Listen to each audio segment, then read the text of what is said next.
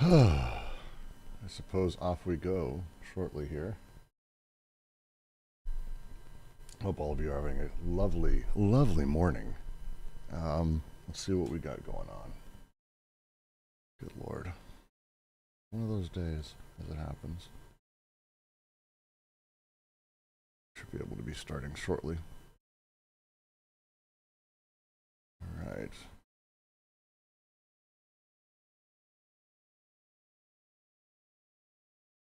Oh, Discord crashed again for me. Wonderful. Jesus Christmas. Awful program. Come on. There we go. Let's do some Spinoza.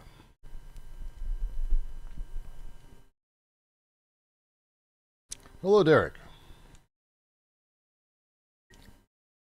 Hope you're doing well. Hi, Brooks. Hello. Hope you're doing okay. How's life? How's things? All right, not too bad. How about you? It's mostly fine, I think. That's about where I'm at, I think. Yeah, just been a long week. So trying to figure out the next thing. My company I was running kind of got in a weird place. So sold most of it, and I'm in a transition phase of like trying to figure out what the fuck I want to do next and trying to get money in because I obviously sold it because it wasn't in a great place, so it's not like I was either. So not exactly in a great place financially as it goes. So trying to figure out the next thing is a lot. It's a lot. It is a lot. To say the least. Goddamn. Mostly though, doing okay. How about you? How's your life?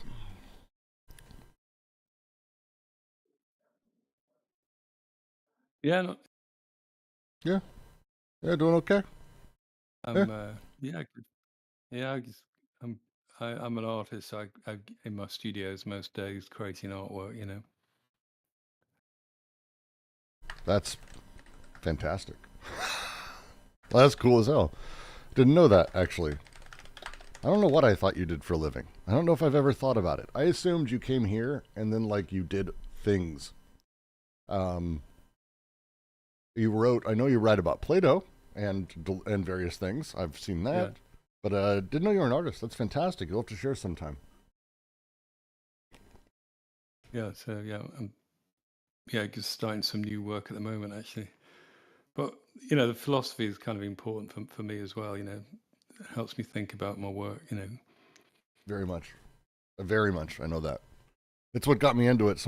We were here Tuesday after AO. Someone was like, "So what got you here?" Because they were like, "Do you have a background in academics?" I'm like, "No." And it's like it's just important to how I make things and how I build and what I do. And always, it's a lot of people on the server. It seems to be the same case. So it's always nice to meet. I think everyone's getting here though. Yeah, Jack probably won't be able to join us for the first hours on Thursdays anymore. He's got a real life and a job that's paying him money, so who fucking needs that, right? But apparently he does. So he'll be joining us a little bit later with any luck. Otherwise, I'll probably just go ahead and jump in. Welcome to the Quarantine Collective's reading of Spinoza Practical Philosophy. Last week we finished chapter 3, and we are now moving into chapter 4, which is effectively a big fucking dictionary. I don't know how else to phrase it, but it's going to be, I think, good for us to make our way through. I didn't have a chance this week, Jan Claire. I'm very sorry about that, to sort of sit and beat up a bunch of stuff in text. But more or less how this week is going to go.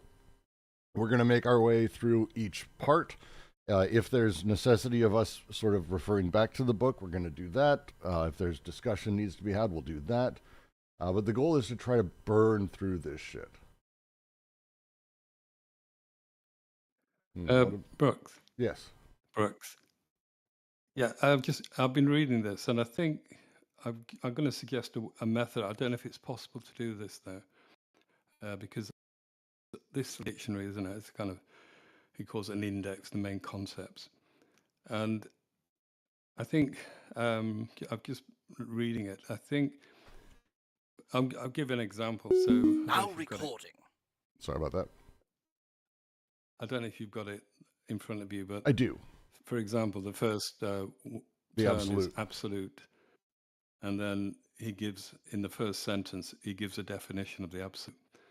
And within that definition, there are four terms that need to be further defined, I would say. And so my suggestion, for what it's worth, is to kind of, with that word absolute, so with that opening definition he gives, is to there are entries for each of the four terms, which, or is it three terms? Three terms, sorry. So within this index, okay, what I suggest is that if I'll give an example. Shall I give an example? Give an example, because I spent a little bit of time reading through it a little bit, and I do feel like a straight reading is going to be really dry, so I'm open to ideas. Yeah. Okay. So basically, the first index are the main concept. So obviously this index is alphabetical. Mm-hmm. So the first one is absolute, and he gives, there are two kind of definitions that one, and the first one is, and he starts off more or less a definition, straight definition, with the first sentence. So the absolute, so this is number one, qualifies substance as constituted by all the attributes, while each attribute is only infinite in its kind. And I think that in itself is completely not understandable. Yeah, no, it but makes I no think sense. What I think we should then do is go to there are, I think there are three terms. One is the notion of qualifies or qualification. The second one is the notion of substance, and the third one is notion of attribute. And I think my feeling is that if we went to each of those, so for example, start off with that, just the first sentence, never mind the rest of it, and then go from that sentence to the words I think the attribute would probably be the best next one to go to. So what does he mean by attribute? So I think we need to know what he means by each of these terms, and I'll try to get to know anyway. And then obviously the central, in that opening sentence, the central term is substance, because if we remember beginning of chapter 2, he refers to this. So he says the great, what he calls the great theoretical thesis Spinozism, and it's, quote, a single substance having an infinity of attributes. A single substance having an infinity of attributes. So this is the kind of what Deleuze called the great theoretical thesis of Spinoza. And so substance, in that we've got three things. In that one I've just read out, a single substance having an infinity of attributes. You've got three things. We've got substance, we've got infinity, and we've got attributes. So I think for me anyway, trying to understand Spinoza kind of revolves around understanding these terms, because what you find through reading the index are these terms have a fantastic hinterland. They have great depth to them, which we would completely miss if we just read the sentence as it stands without understanding what's underlying the phrases, the terms like qualifies, substance, and attributes.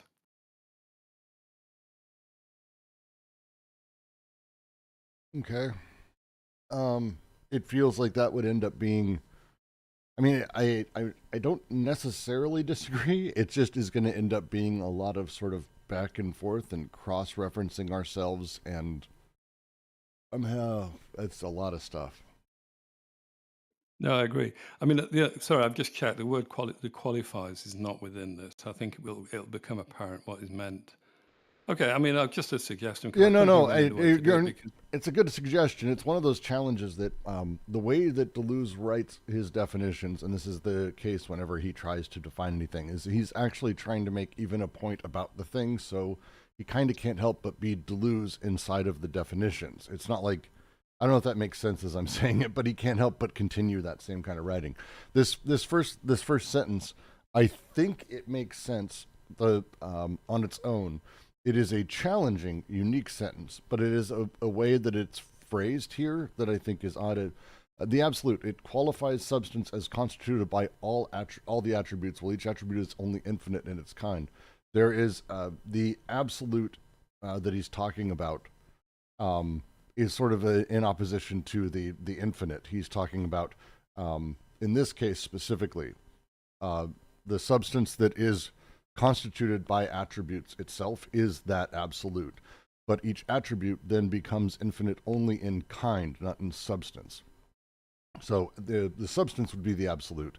The kind, or in the original French, it's genre. The genre of things is the infinite in the attribute. Now, going into those things and going deeper, I think it might be best for us to actually take things in an order that makes sense of what you're saying. So to make a minor qualifier, then we'll take a mini vote and jump forward. Instead of maybe jumping around sentence to sentence, it's we read the absolute, go back over it, then we pick the thing that we think would be the next one to read. For example, infinite. For example, attribute. For example, whatever we decide in here, and we then go to that one rather than reading in alphabetical order, because again, alphabetical order, I don't think it's going to do us a lot of service in this reading.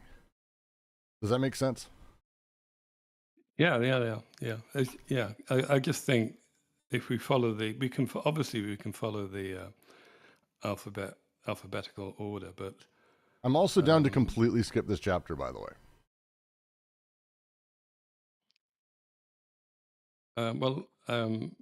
Just putting it out there. Just putting it out there.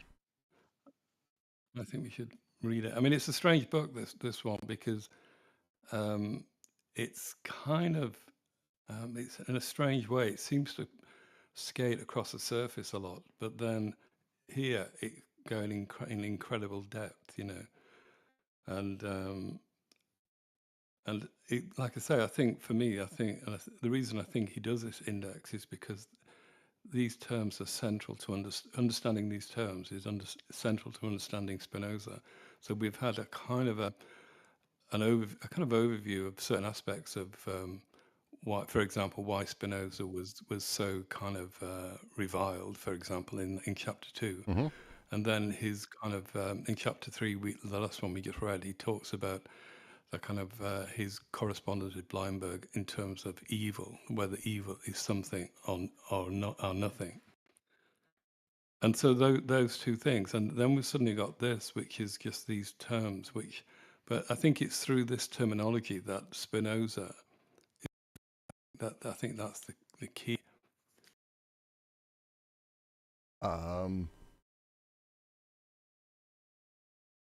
Yeah, because I think Jean Claire is also in agreement with that as well.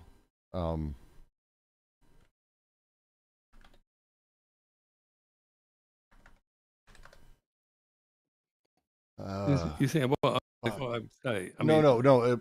I think Jean Claire's skipping along. Like, this is going to be dense shit to read. We can give it a shot. It's just going to be a big pain in the ass. Yeah, but I think that's Spinoza, though. I mean, that's been the character throughout. I mean, I think the chapters 2 and 3. I mean, we had chapter 1, which is his life, and chapter 2, which was those three. Yep. So, and these are basically, this is basically Deleuze going through and saying, here's what Spinoza means by absolute. Here's where you can find those bits, and we just go through bit by bit and we read the things. I get it. Let's give it a try. Let's give it a shot. See what we can do here. How's that sound to everybody? Yeah, I think we should just see what happens. I mean, yeah, it will be difficult, but there again, philosophy is difficult, and philosophy is difficult. Spinoza, no one told me that. Fuck. And then Spinoza seems particularly difficult. Yeah, it's going to be all right. let's make our way through. We'll start with the absolute. Qualifies substance as constituted by all the attributes. Well, each attribute is only infinite in its kind. Of course, infinite in a kind does not at all imply a privation of other kinds, nor even an opposition with respect to them, but only a real distinction that does not prevent all these infinite forms from referring to the same ontologically unary being. This is found in Ethics 1, definition 6 with example. The absolute is precisely the nature of this being, whereas the infinite is only a property of each kind or of each attributes. Spinozism in its entirety can be seen as a movement beyond the infinitely perfect as a property towards the absolutely infinite as nature. Its displacement of the ontological proof consists in this movement. Hooey. 6 with proof, just to read ethics a little bit. One substance cannot be produced by another substance. This is the kinds he's talking about here. The infinite in kind does not imply privation of other kinds nor opposition, but only a distinction that does not prevent all these infinite forms from referring from the same. One substance cannot be produced by another substance. Proof. It is impossible that there should be in the universe two substances with an identical attribute, i.e., which have anything in common to them both. Therefore, one cannot be the cause of the other, neither can one be produced by the other QED. The corollary with that. Hence it follows that the substance cannot be produced by anything external to itself, for in the universe nothing is granted, save substances and their modifications.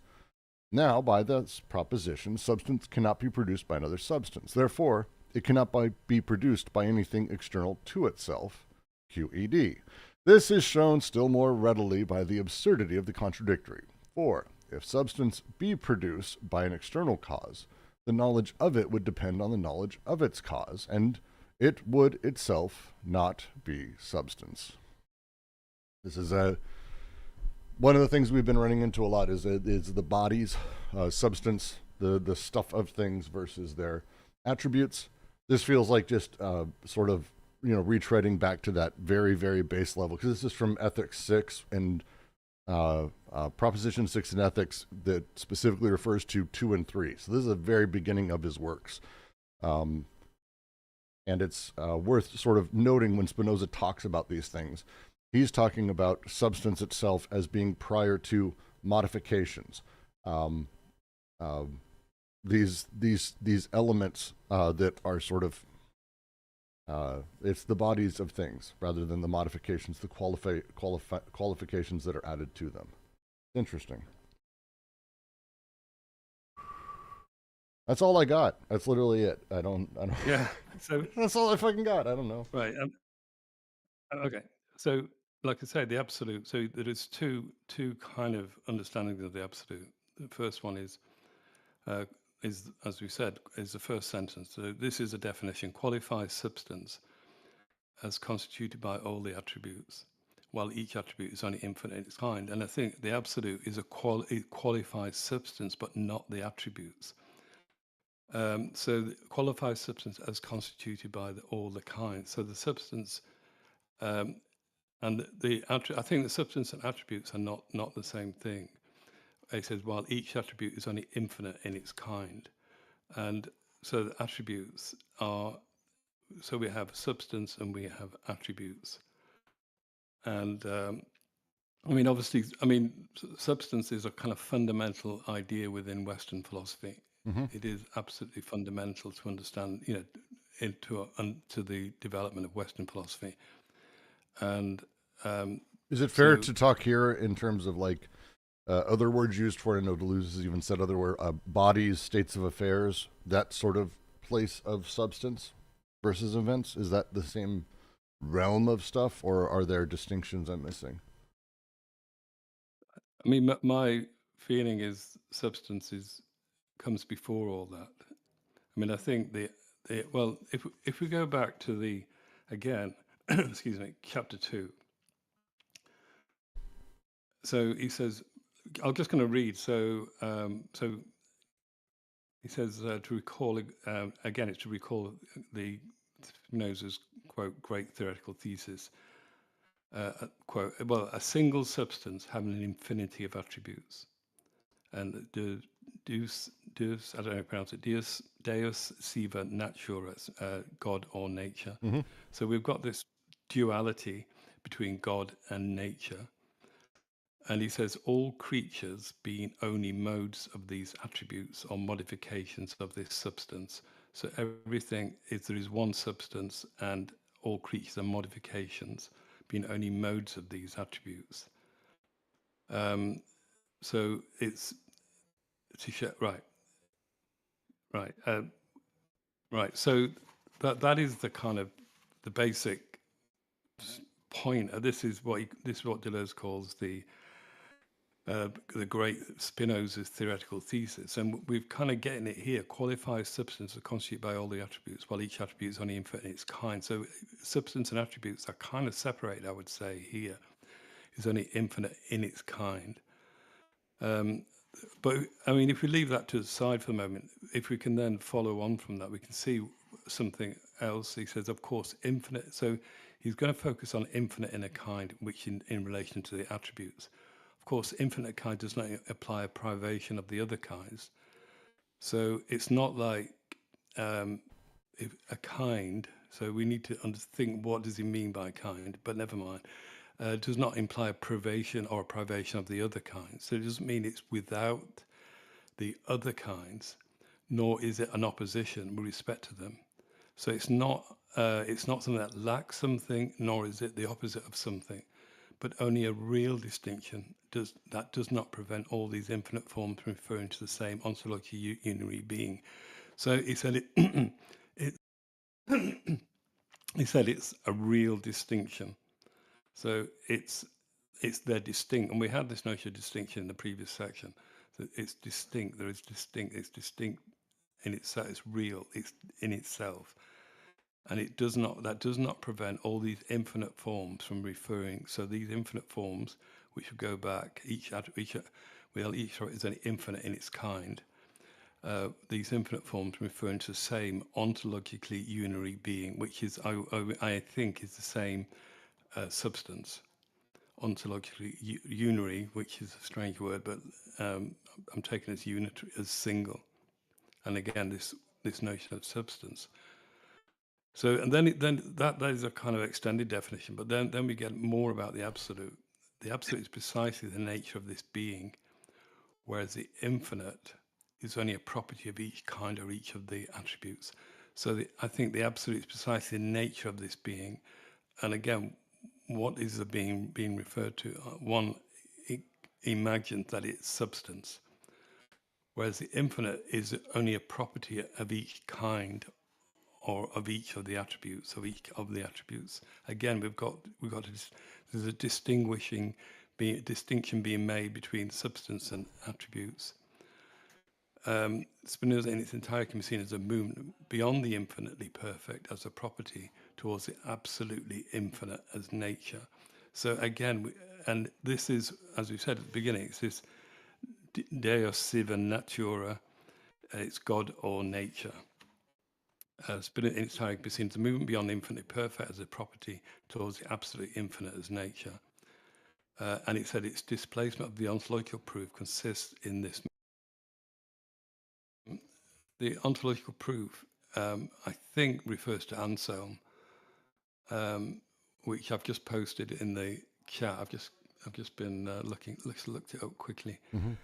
I think this is what's referred to, but I could be wrong. God is a being than which other nothing greater can. That seems a bit odd, the wording, but I think I might have missed out a word somewhere.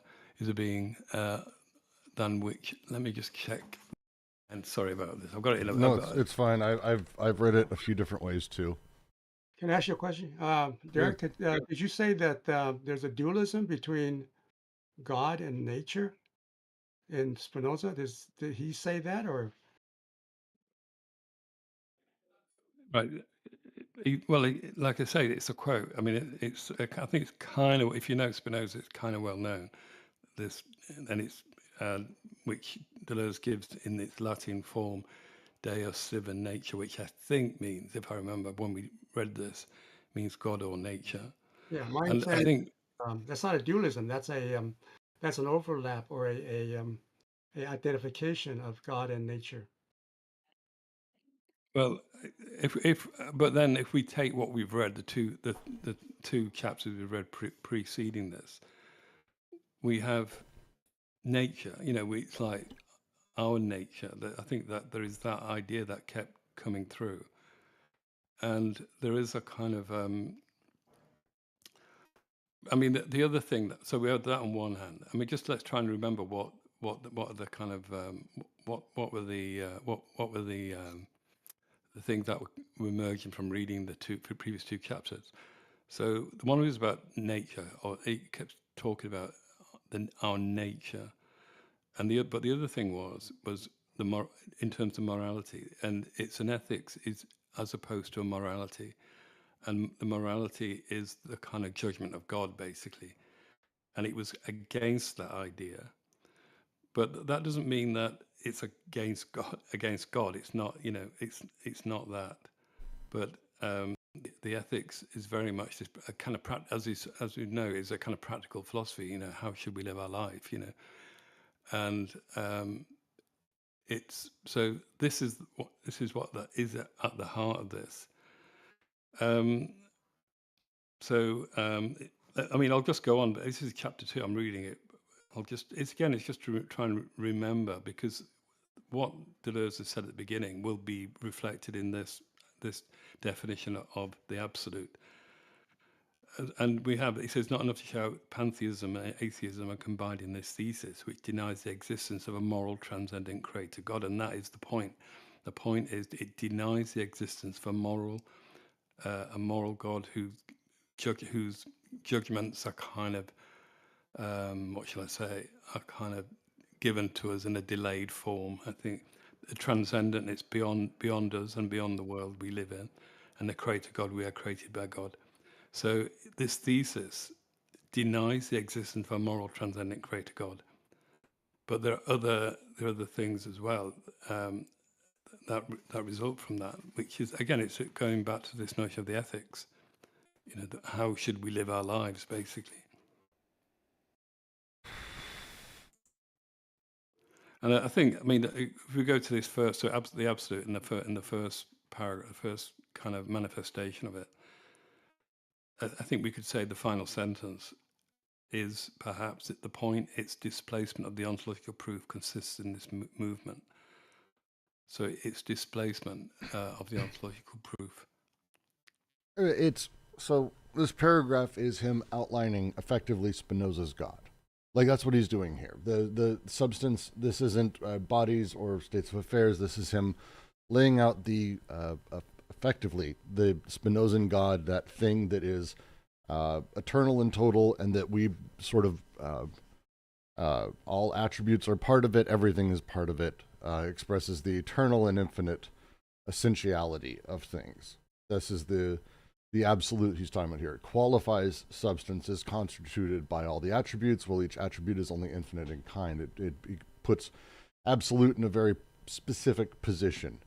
The absolute is precisely the nature of this being, whereas the infinite is only a property of each kind or of each attribute. The idea of the infinite being the substance is not, like, being the substance itself is not really the point. That kind of breaks things. I mean, even for Spinoza, I believe, because the attributes may be infinite, but substance is sort of everything. So it's not so much infinite as it is just everything is the substance that gets broken out in the various elements of the attributes as we apply them. Yeah, I mean, I would say that perhaps substance is both God and nature, perhaps. Yeah, no, it's for sure God, and I think nature, in the way that we've been talking about, I think generally fair. I'm hesitant. I want to get through a couple other things, but yeah. So there's a difference between attribute and And he's saying that the attribute is infinitely perfect as a property, and the absolute infinite as nature is this is what he means by God and God and substance, right? The ultimate substance.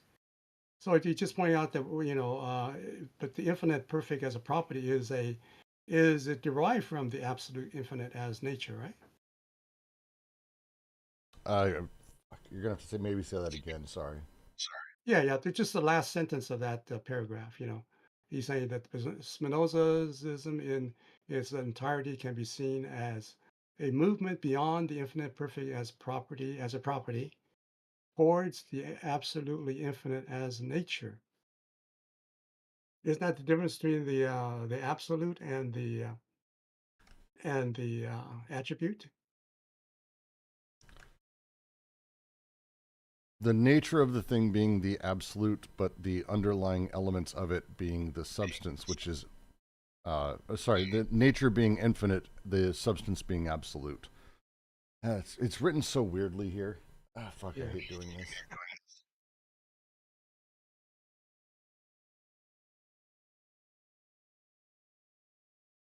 I think, yeah, I mean, my feeling is that the first section doesn't refer to God. I think it refers to substance. And again, just to go back, he says that, I think JK, I think you're right. Yeah, thanks. He says, right. So this is chapter 2, to recall Spinoza's great theoretical thesis, quote, a single substance having an infinity of attributes. Spinoza in Ethics calls God substance, like all the time. I don't understand why. Yeah. I don't understand why the dualism that you're advocating between God and substance. I thought they were the same thing. I thought the whole point of Spinoza was to say that there's only one substance, which is God, and nature, and as opposed to the Cartesian dualism of the difference between mind and body and two substances, right? I mean, I would say that substance comes first and God comes second. There's no difference for me. There's no difference between God and substance. I think that was his whole point is to I think if I may, JK, I think right? I don't think Derek's saying drastically a different thing. I think he's putting a little nuance on it in the sense of the cognition of God or the creation of God would have to come after the substance which produces God. So there is a little bit of a nuance there, I think. Am I reading you wrong, Derek? I think that's how I mean, I think this. I think that's how Whitehead, I think, interprets Spinoza. So I think number one, so absolute has got two kind of definitions. So we'll talk about the absolute, and the absolute, on one hand, qualifies substance as constituted by all the attributes. So substance is constituted by the attributes. So you start from the attributes, and from that you kind of arrive at the substance, while each attribute is only infinite in its kind. So absolute qualifies substance. This is the idea of substance as constituted by the attributes. And right, and from that you would need to understand what an attribute is. Okay, which is Deleuze then defines it later on, just following on from this. The second one, we don't think we've read, have we?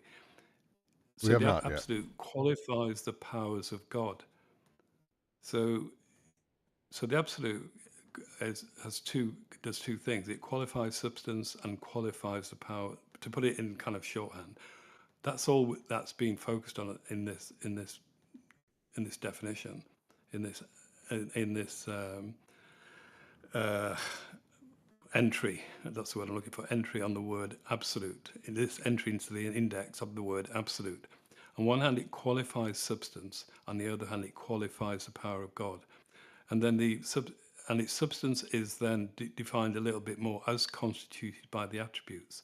So the substance is that which is constituted by the attributes, while each attribute is only infinite in its kind. And I think from that it kind of reverses the order, because the attributes are those of the substance, whereas in that first sentence, it's the opposite way around. It says qualifies substance as constituted by the attributes. So the focus obviously is on what the absolute. And then he says that the absolute is precisely the nature of this being, whereas the infinite is only a property of each kind or each of the. So the absolute is precisely the nature of this being, which I take to mean the substance, whereas the infinite is a property of each kind or each of the attributes. So we've got absolute and we've got infinite. We've got two kind of ideas of, let's say, just I'm trying to think of a way to describe it. We can sort of kind of think absolute and infinite are similar in some ways, but he's saying they're not. They're very different, because the absolute only refers to I would say, to substance, where the infinite is a property of the attributes. And So we'll find, are you saying that yeah, are you saying that the attributes, when you say constitute, are you saying the attributes come first and not derivative of the absolute? It sounds like you're saying that the attributes, are during the or the origination of the absolute. And does that make sense? um, well, it does if you know what the word attribute means. And but it's not in any kind of let's say any metaphysical ordering of these terms. I think what he's saying in this first understanding of absolute, what does it do? It qualifies substance. That's all. Just stop there. It qualifies substance. So it's a quality that substance has of being absolute. But in what form is substance? It's the form as constituted by the attributes. So it kind of coming out the attributes. Then the question then is, this is why I was suggesting that you would then go to the word, in this case, say attribute, and kind of understand what that says, because we can endlessly speculate, but unless we know what the attribute refers to, it is just speculation without any grounding to it. The attributes are things that are perceived as constituting the substance. The substance is the thing in itself, conceived through itself. Yeah, so if we go to the term attribute, the entry on attribute, we find the quote, attribute, what the intellect perceives of substance as constituting its essence. So it's the intellect, which we can obviously say of ourselves, the intellect perceives of substance, Yep. what it understands of substance, as constituted. This is what is the essence of so the attribute is what we understand as the essence of substance.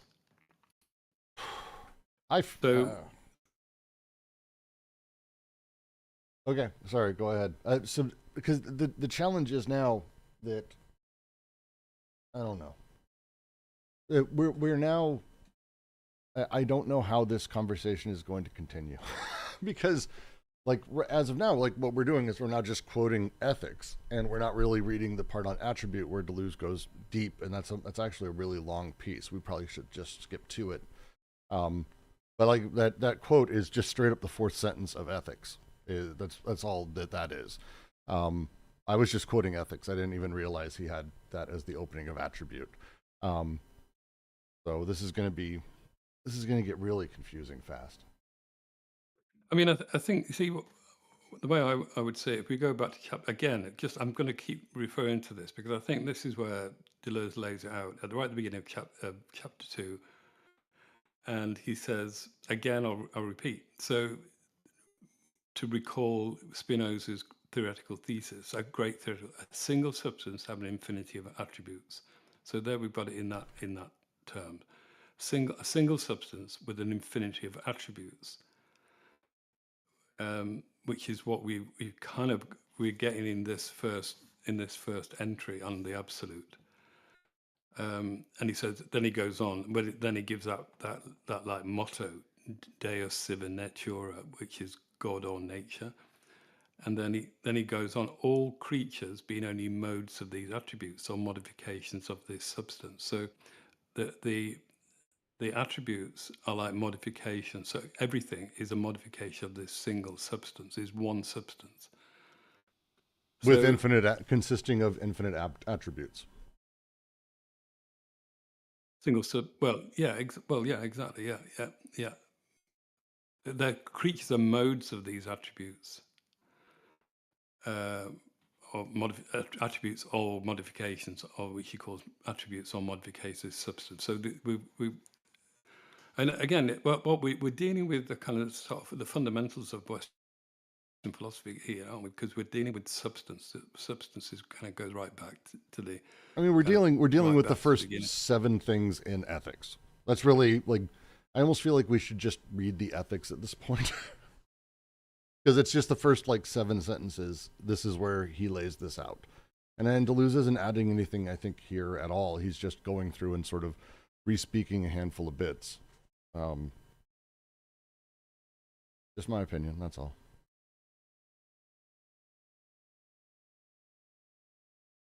Yeah, well, but I think we're reading Deleuze's, book on, because I think the thing is, I think through Deleuze, through reading Deleuze on Spinoza, one understands Deleuze's thinking better, I would say, because there are elements, as Deleuze does all the time. He takes elements of all the philosophers that he's very kind of attached to, and develops them in his own thinking. So I think having access, in this case, to his understanding, his thinking on Spinoza, gives us understanding of his own, major works, I would say.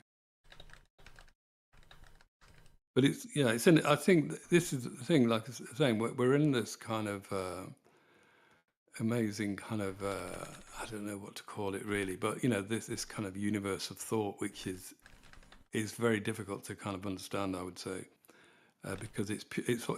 I mean, I would personally describe it as kind of pure metaphysics that we're dealing with here, and so it is some baseline shit for sure.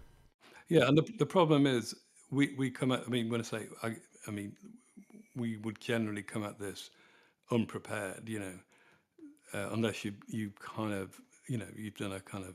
I know terms like, for example, substance, which are incredibly important within Western philosophy, and I think so. The point is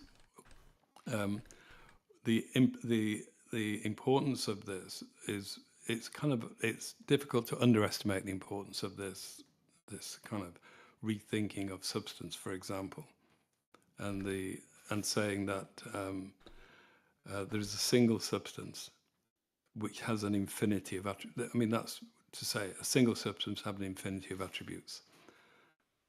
And he says, so the absolute qualifies substance as constituted by all. So he's saying that again. So what is the substance in its absolute? Well, attributes are infinite. So what we've got there is the difference between absolute and infinite. Well, and I think the sentence in there that I'm maybe focusing on now after JK's question is that last bit. Spinozism can be seen as a movement beyond the infinitely perfect as a property towards the absolutely infinite as nature. That basically taking us from the position that, and again, this is one of the reasons throughout this that Deleuze has talked about him being the heretic, and he was considered a heretic of his time for sure, is that God is considered infinitely perfect. That is kind of how it's thought of, and he's wanting to move beyond this idea that there is this infinite perfection that this entity possesses in attributes, that the specific property is sort of itself the detachable element, like, oh, God has this property. And instead, no, the nature of God, or substance in this case, is actually this thing in its nature. This absolute infinite is not the perfect as property, but instead the infinite as nature. This is kind of the shift he's talking about, because that puts us in a place where we're no longer looking at the primacy of things as sort of, oh, there's all these attributes and bodies, and we're kind of marrying them, and then they've got, it's like, no, the substance that has all of these infinite elements in it, this is the start of stuff. Again, to talk about the metaphysics of things, as you're saying, Derek, the baseline for Spinoza is that there is this substance that is absolute. This substance is made of infinite attributes, and we sort of grab them and we separate things out that way. But it's the stuff. The stuff is kind of the same. It is God. It's the underlying stuff, which is like the least technical term I think I've used yet. The stuff.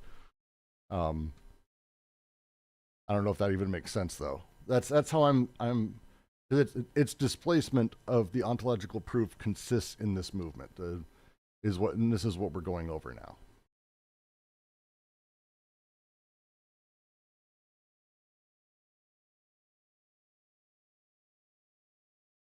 Yeah, I mean, right, okay. So Does that make sense? That sentence. Well, let's just say, if we just try and look at that sentence, not the last one, the one before.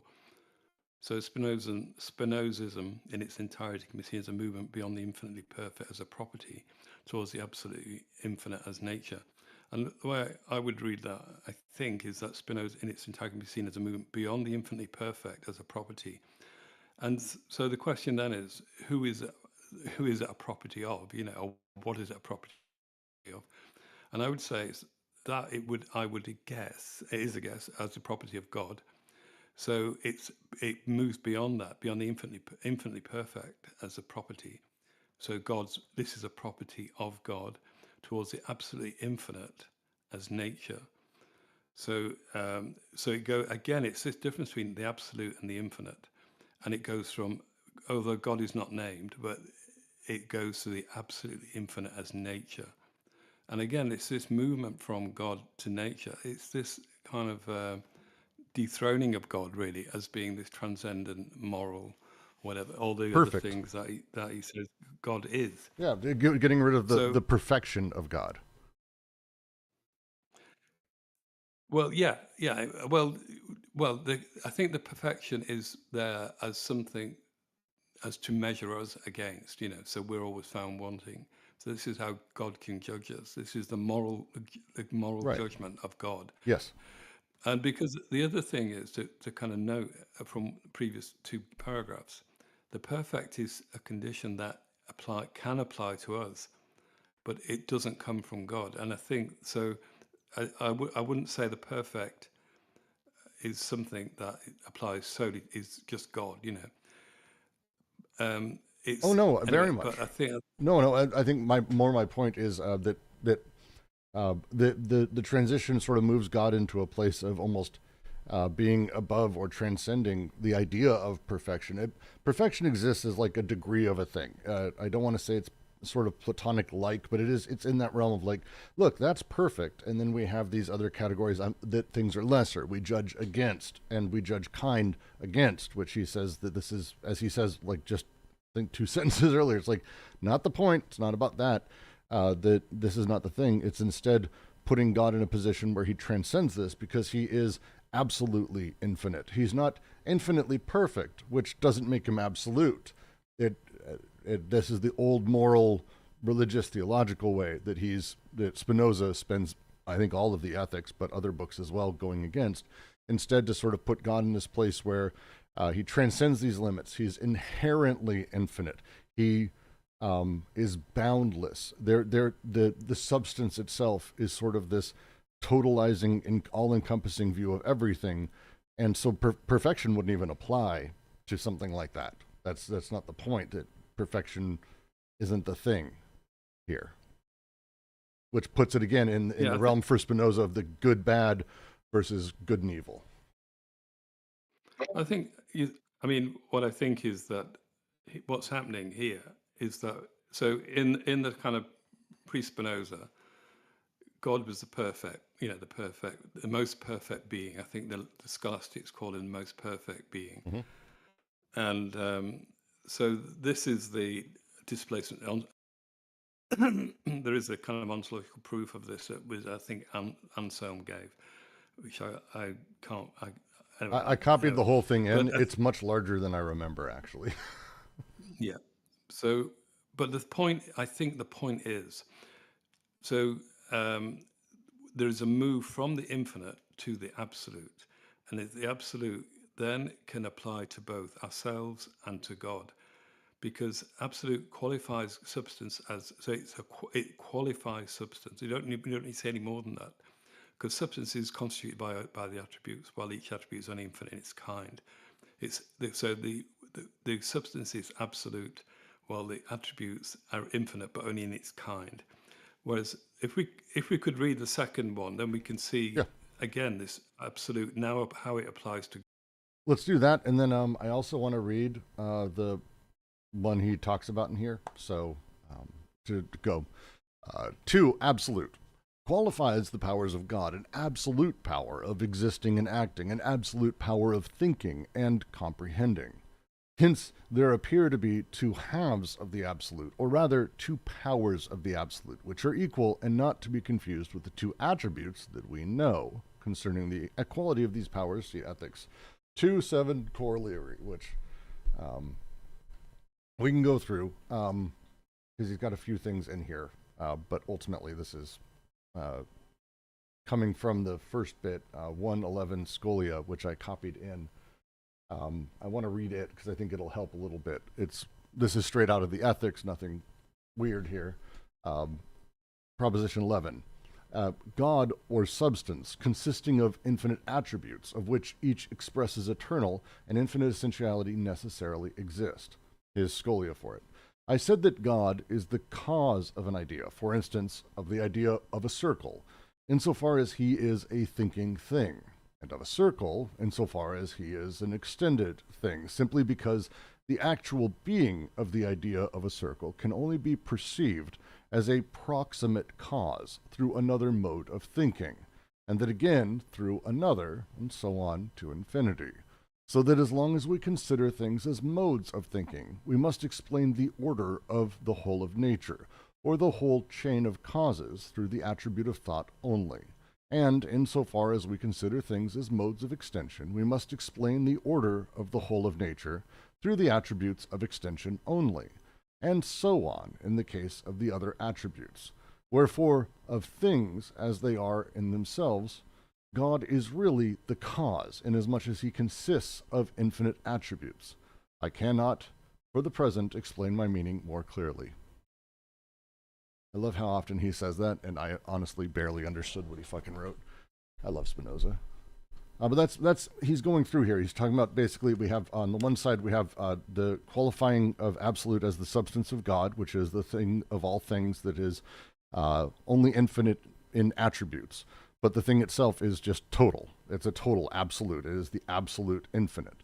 The powers of God that are absolute is about the power of acting. And this gets into sort of the other part of Spinoza's ethics, which is about potential of acting, the potential of existence, the absolution of thought, as he talks about here.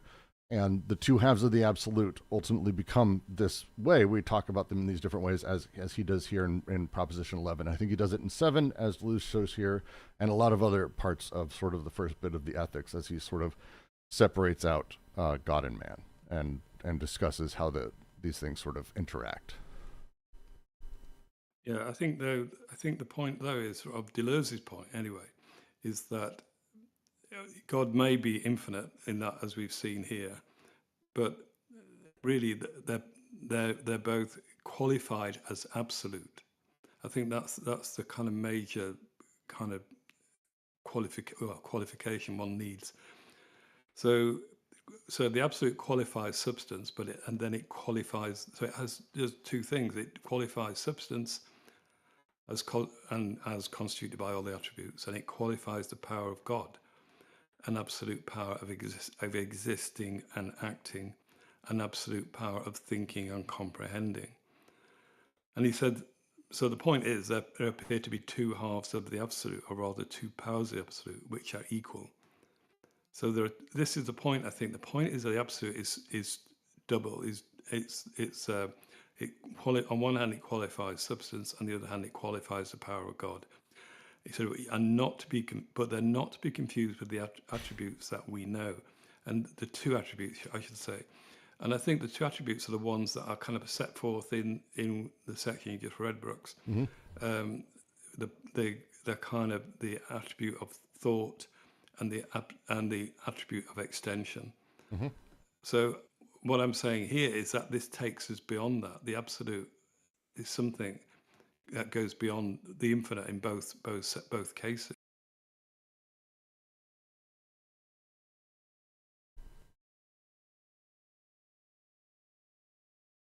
The two halves. What he means by existing and acting, aren't there? You know, isn't the absolute power of thinking and comprehending? It corresponds with existing and acting. Is that what he means by two halves? Existing and so I would comprehending is an odd translation. Is understanding is what is generally used for Spinoza, but it's the idea that for God has an absolute power of existing and acting, an absolute power of thinking and comprehending. The nature of sort of God, the substance, and how it sort of interacts and how we interact with it, and these things, as I sort of just read, the two halves of the absolute, the two powers are, I mean, as Derek said, it's about sort of thought and extension.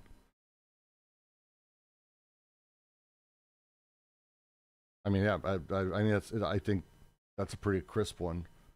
Ethics 2.7. Let me dive forward, see if I can find something that cleans that up a little bit, because I think 2.7 does nicely.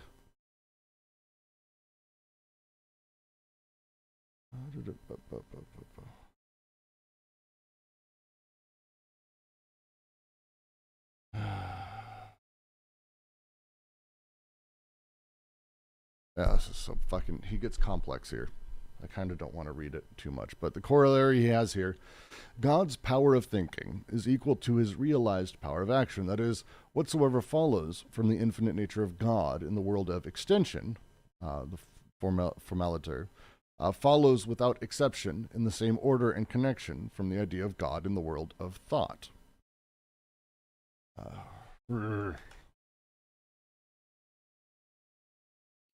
Yeah, I mean, I think, I mean, for me anyway, I think that we should move on from the absolute, because I think it's being split between the two things. You know, again, it's God or nature, and I think we've in a sense we've got that here. So nature and God, but both, the absolute applies to both, I would say.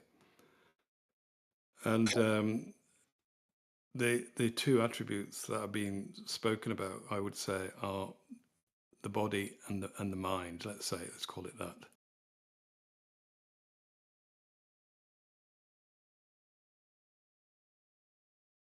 Yeah, body and mind, I think, as Spinoza's talking about, it works. Yeah, and I think Deleuze has used that term throughout. So the question then would be, what do we move to next? Because abstractions, we could just keep going. It will take us, at this rate, it'll take us 3 years to get through this chapter. I just want to mention. But we can. I don't even know what to do next. So can we just read through it and, you know, with minimal comments? Yeah, I mean, it's a long one. Abstractions is 4 or 5 pages. Okay, so let's just remind ourselves. Chapter 4, index of the main concepts of the ethics. So we're dealing with concepts, and as we know, concepts are important for Deleuze. You know, that's how he defines what a philosopher is. So yeah, and I think the next one, just quickly glancing at it, that might be interesting in terms of the kind of his thinking on concepts. You know. All right. I'm going to read paragraph by paragraph. I will stop between paragraphs just for a moment. If anyone has a thing that is worth bringing up or questioning during it, please speak as I pause, because I'm not going to take very long, and I really don't want to go back through and retread. If there's questions, I want to do that. Otherwise, I want to try to make our way through the entirety of it, and then we can go back and discuss, because otherwise we will spend hours going through the whole thing. What is essential is the difference in nature that Spinoza establishes between abstract concepts and common notions. Ethics 2, 40, Scholia 1. A common notion is the idea of something in common between two or more bodies that agree with each other, i.e., that compound their respective relations according to laws and affect one another in keeping with this intrinsic agreement or composition. Thus, a common notion expresses our capacity for being affected and is explained by our power of comprehending. On the contrary, an abstract idea arises when our capacity for being affected is exceeded. We are content with imagining instead of comprehending. We no longer seek to understand the relations that enter into composition. We only retain an extrinsic sign, a variable, perceptible characteristic that strikes our imagination, that we set up as an essential trait while disregarding the others. Man as an animal of erect stature, or as an animal that laughs, that speaks, a rational animal of featherless biped, etc. For the unity of composition, the composition of intelligible relations, for the internal structures, we substitute a crude attribution of perceptible similarities and differences, and we establish continuities, discontinuities, and arbitrary analogies in nature.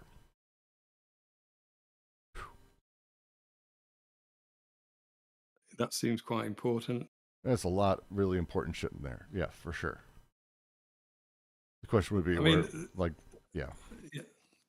I mean, again, it's kind of, it's just going through it. I mean, it's just whether we want to do this. I mean, I think it's really this. I think this is really worthy of detailed analysis. But whether or not this reading group is the best place for it, I don't know.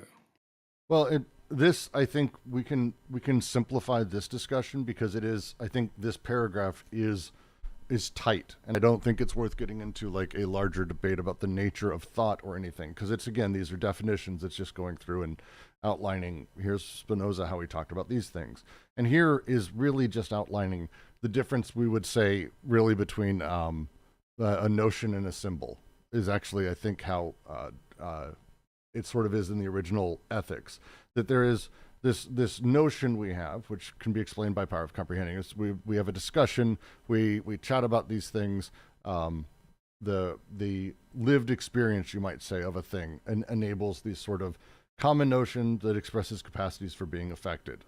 Things that affect us directly, that back and forth is sort of its own thing. The opposition to this would be this, as he talks about symbols in this. We've read or heard certain words. We're generally aware of what they mean. The imagination then takes over. We have notions common to all men, but then imagination is this thing that happens almost only inside of ourselves and is based upon our own understanding. We see the symbol and we run with it. Very simple concepts don't have this happen as hard. One of the examples Spinoza gives is the numbers 1, 2, 3, 4, 5, or 6, or whatever. We don't need to, like, hey, you know what comes next? It's the next number. That's the example he gives. It's like, that's not crazy. That's easy shit. But we also confuse then that all symbols have this problem. And he sort of builds on that as things get more complex, as these things happen, it necessitates levels of understanding that it's not obvious on their face. And this is the space of abstractions versus that of the common notion. Yeah, so a common notion is something that is shared. So it's common between two. And it kind of replicates the structure, the structure that we're familiar with in terms of the theory of affections. Common notion is the idea of something in common between, so it's the idea, here it's referring to the idea of something in common between two or more bodies that agree with each other, that compound their respective relations according to laws and affect one another in keeping with this intrinsic agreement or composition. So then he says, thus a common notion expresses our capacity for being affected, and is explained by a power of comprehending. So we've got a capacity of being affected, and we have a power of understanding our comprehending. Whereas on the other hand, the abstraction, so the abstract idea comes about when our capacity for being affected is exceeded. so it goes beyond that. It exceeds our capacity of being affected, and we are content rather than understanding that. It doesn't lead to comprehension; it leads to imagination. Imagining instead of comprehending. We no longer seek to understand the relations that enter into compositions. We only retain an extrinsic sign of this kind of this composition. He calls it a variable perceptible characteristic that strikes our imagination, and that we set up as an essential trait. So it's this sign that we then see as, because we don't understand it, what's causing this. We take the sign as being the cause or the thing, the important thing. So we set an essential trait while disregarding the others. So, and he gives the example of these different, in the past, these different ways in which, for example, man has been defined. Man as an animal of erect stature, or as an animal that laughs, that speaks, a rational animal, a featherless. But all these are definitions from early philosophy. So featherless biped, etc. And he said for the unity of composition, the composition of intelligible relations. So this is the first one. The common notions, unity of composition, the composition of intelligible relations for the internal structures. So we substitute a crude attribution of perceptible similarities. So we then look, say, individuals say, look, what do we all have in common? Oh, look, we're featherless bipeds. We've got 2 legs, we don't have feathers. And we establish continuities, discontinuity, and arbitrary analogies. So it's an arbitrary.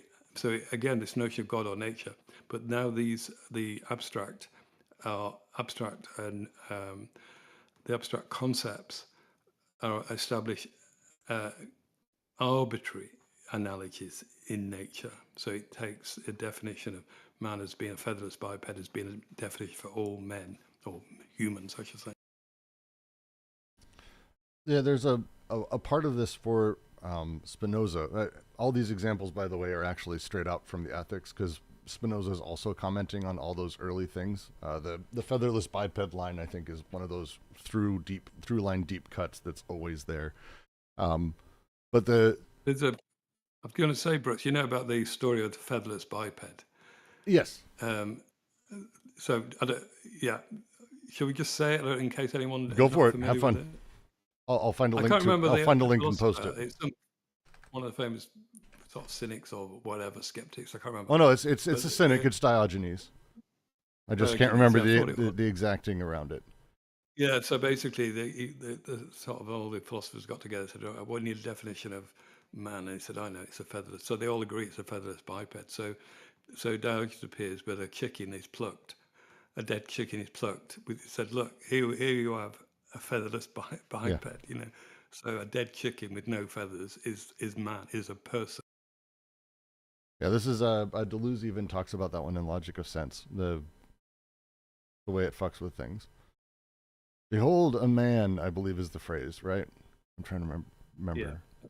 What book is that actually from? Doesn't matter. It's Diogenes. It's good shit. And it's and actually it goes right into when we're talking about the ethics and what ends up happening as people sort of go. Again, the process of this, which is not a surprise, this is why Deleuze latched onto Spinoza. We set up an essential trait while disregarding the others. We retain this extrinsic sign. The mind, as we take in or find a kind of a thing, or we begin to have that experience of doing so, the mind, to quote Spinoza, loses count of small differences between individuals and their definite number, and only distinctly imagines that in which all individuals, insofar as the body is affected by them, agree. For that is the point in which each of the individuals is chiefly affected, the body. This is the mind expressing the name of man. That what happens is you take a large group of things, and it's less about their differences and more about how they're the same. And the way we start separating and disregarding and taking stuff out, the nature of the sign, the imagination, the nature of how the mind gets, as Spinoza says, confused as we start doing this. This is one of his sort of deep critiques of these elements. To quote specifically from that scholia that Deleuze mentions here, it is not thus not to be wondered at among philosophers who seek to explain things in nature merely by images formed of them so many controversies have arisen. It's a very good line. But it's this idea that as we sort of form things, it's the similarities that work, and we put them together. This abstract idea arises when our capacity for being affected is exceeded. We're content with imagining instead of comprehending. The comprehending is the immediate taking in of the thing. If I say, man, my arm is itchy, like you're not, oh, fuck, what does that mean? Oh, geez. That's not the setup. But if I go like, well, I mean, the stuff we're talking about here, for example, literally anything we're talking about here, you're like, oh, and you're having to imagine it, think of it, have your imagination build these things, and the signs and how they work and how abstractions work necessarily creates this crude attribution of perceptible similarities and differences, establishing continuities, discontinuities, and arbitrary analogies in nature. To the next paragraph. In a sense, abstraction presupposes fiction, since it consists in explaining things by means of images, and in substituting for the internal nature of bodies, the effect of those bodies on our own. In another sense, fiction presupposes abstraction, because it is itself composed of abstracts that change into one another according to an order of association or even external transformation. From the Treatise on Intellect, 62-64, the quote from Spinoza directly. If we should say that men changed into beasts, that is said very generally. We will see how the inadequate idea combines the abstract and the fictitious. This paragraph seems pretty straightforward. It explains. I just think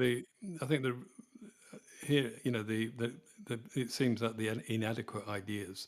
So this is what's being focused on. Yeah, that's all I want to say. Yeah, I think that's spot on. It is that being focused on the inadequate idea combining the abstract and the fictitious. There is an inadequate idea. God damn, that's an adequate idea, I suppose, which sounds such a quaint way of saying it. We'll get there at some point, but yeah, that is spot on, Derek. Yeah, I think if you just go again to kind of return to previous chapters, I mean, the inadequate idea is sadness, is where the passion of the passion of sadness, Depression, resentment, is provoked by inadequate ideas. We don't understand. We don't comprehend. We just form an image of one example of this, and from that kind of extrapolate from that. So the inadequate ideas have a relationship to the sad passion. Yes.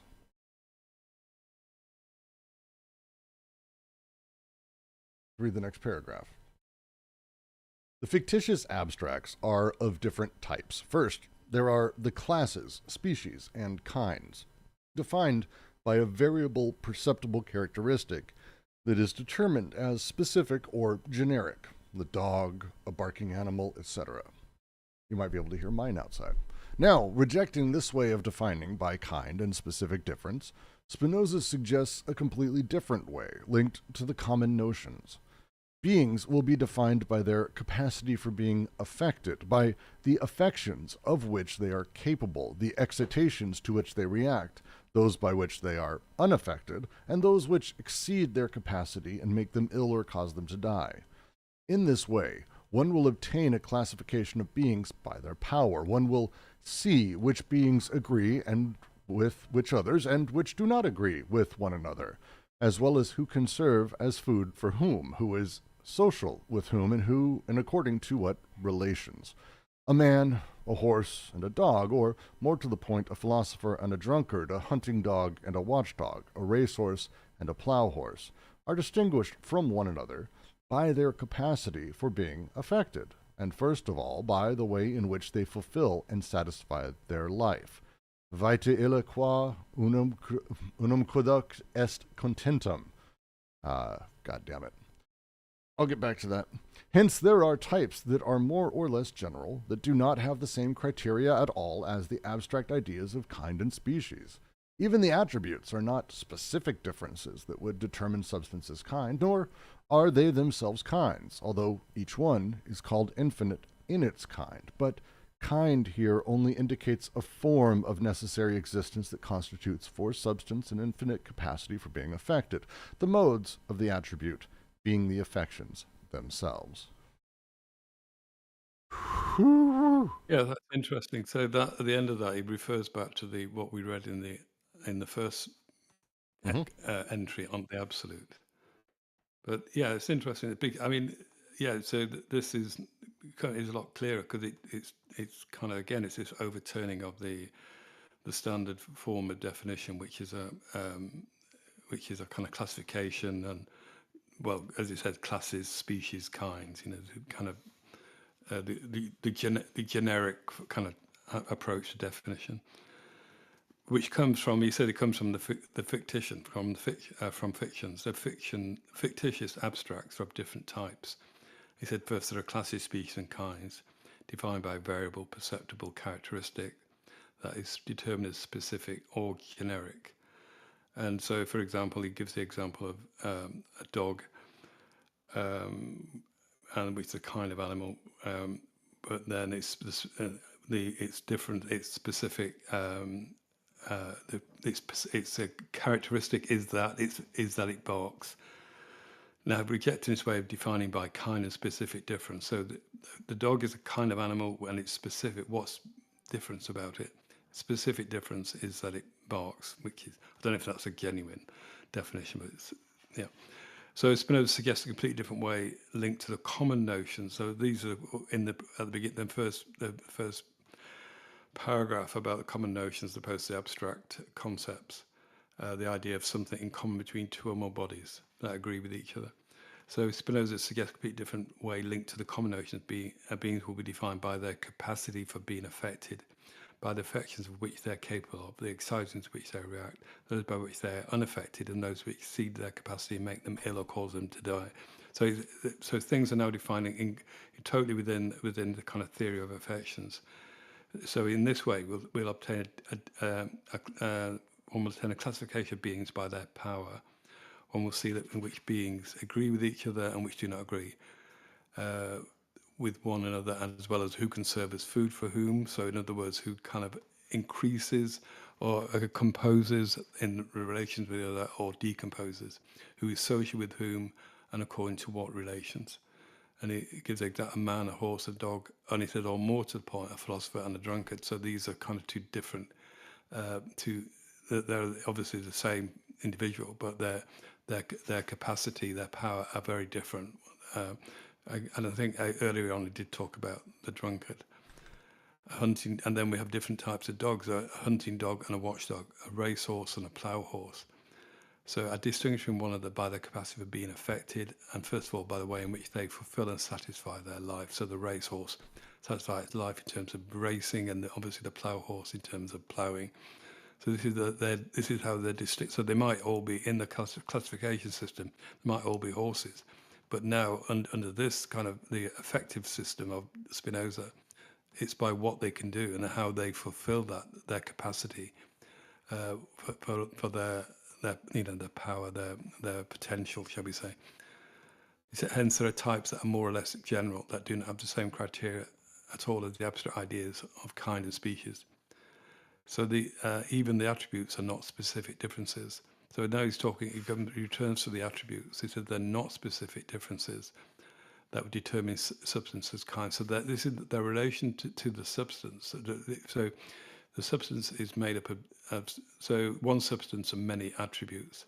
But so the attributes do not determine they're not specific difference according to which the substance is defined, nor are they themselves kinds, although each one is called infinite in its kind. So again, we return to the first entry on the absolute, infinite. So of course, infinite in a kind is not. So each attribute is only infinite in its kind, he says.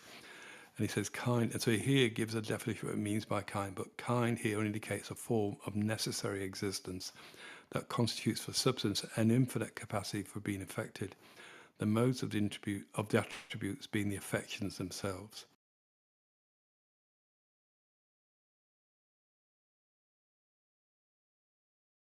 To say another way, because he's pulling right now from ethics, and I think Spinoza here is actually really has a. I'm going to read a little bit from Spinoza. This is 37. 57, which Deleuze is quoting from and sort of discussing here. Proposition 57, sorry. Any emotion of a given individual differs from the emotion of another individual only insofar as the essence of one individual differs from the essence of another.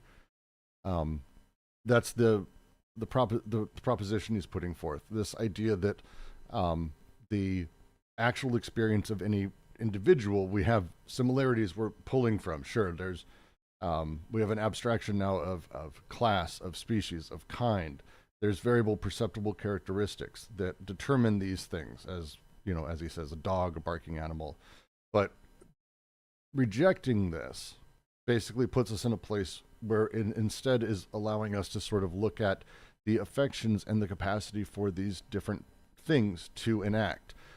Emotions of animals, for example, a dog being sad. It's not as, you know, prior to this or outside of Spinoza's work, where we would say, oh, sadness is sort of this abstract category that we then apply across the board and it applies differently. But instead that the difference between my sadness or my dog's or my son's or anyone's is in the capacity for being affected. It isn't really that it's instead of having the abstraction sort of be drastically different and because we're all hyper differentiated individuals or something like that, it's instead putting us in a place of talking about these things as each individual's capacity for being acted or acted upon is what defines things that act upon them. So to read the rest of 57, all emotions are attributable to desire, pleasure, or pain as their definitions above given show. He has a whole thing on that. But desire is each man's nature or essence. Therefore, desire in one individual differs from desire in another, only insofar as the nature or essence of the one differs from the nature or essence of the other. Again, pleasure and pain are passive states or passions, whereby every man's power or endeavor to persist in his being is increased, diminished, helped, or hindered. But by the endeavor to persist in its being, insofar as it is attributable to mind and body in conjunction, we mean appetite and desire. Therefore, pleasure and pain are identical with these, insofar as the external causes, they are increased or diminished, helped or hindered.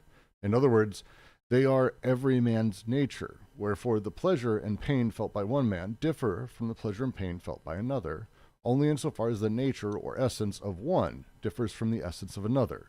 Consequently, any emotion of one individual only differs. QED.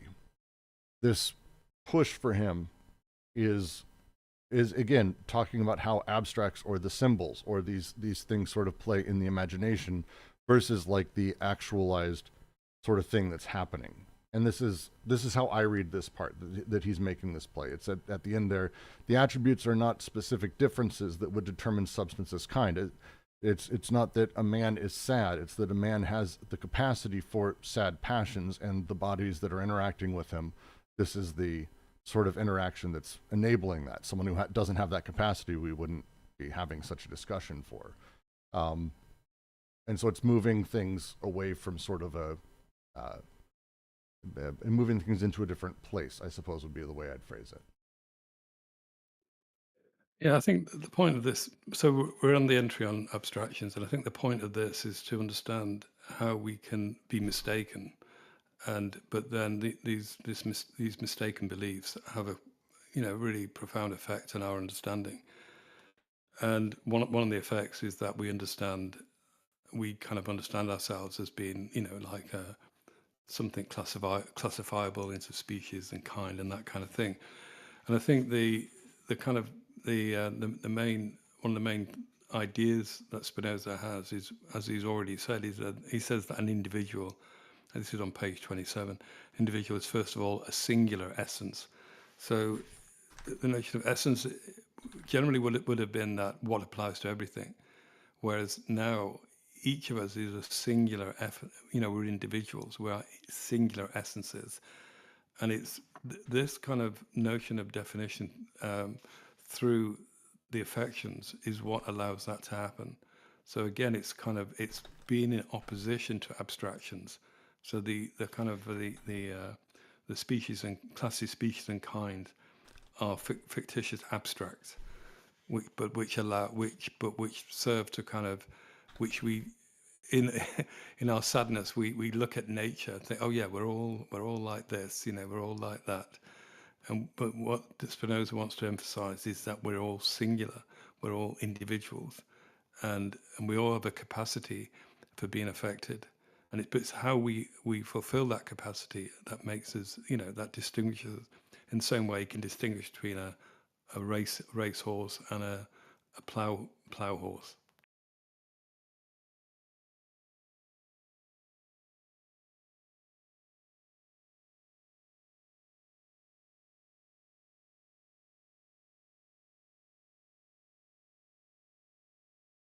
Everyone good?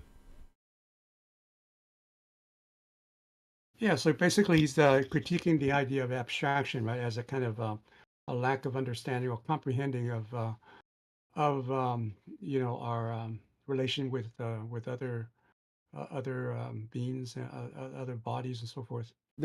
He's going over different types of fictitious Right. abstractions here. So we're Right. only on the first one. The next one is going to be number, then transcendentals, obviously, which is a little bit Right. more up Deleuze's thing. So And the featherless biped is really Plato's description of man, and that Diogenes was making fun of. yes,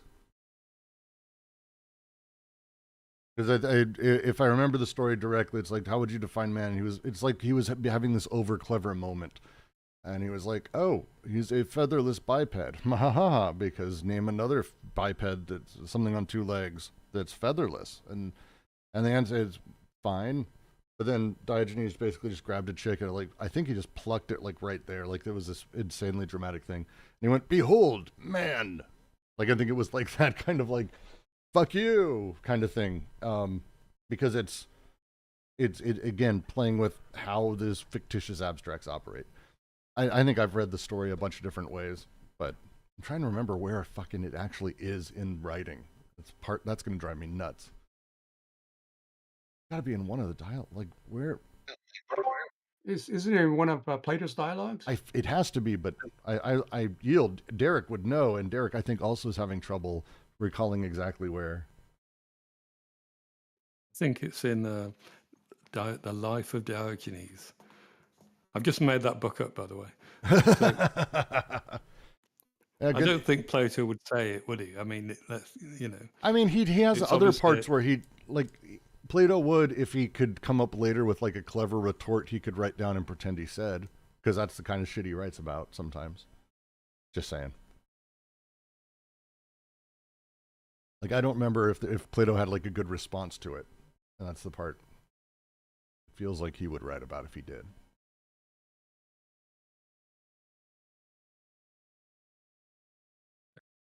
I mean, right. Just to finish, I think if it's going to be anywhere, it would be with the Stoics, because the Stoics utilize humor, so they would see Diogenes as some kind of precursor for their own thinking.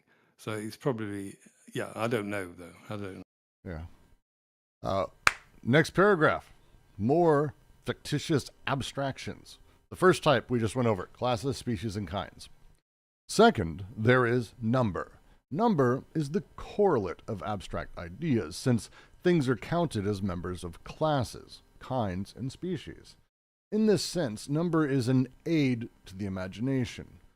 Number is itself an abstract insofar as it applies to the existing modes considered in the abstract, apart from the way in which they follow from substance and relate to one another. On the contrary, the concrete view of nature discovers the infinite everywhere, whereas nothing is infinite by reason of the numbers of its parts. Neither substance, of which an infinity of attributes is immediately affirmed without going through 2, 3, 4, nor the existing mode, which has an infinity of parts, but it is not, because of their number, that there is an infinity of them. Hence, not only does the numerical distinction not apply to substance, the real distinction between attributes is never numerical, but it does not even adequately apply to modes, because the numerical distinction expresses the nature of the mode and the modal distinction only abstractly and only for the imagination. Jesus Christmas.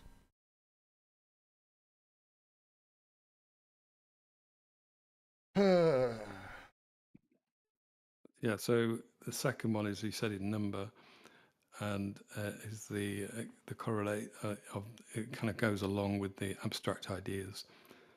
And he said things are counted as members of class.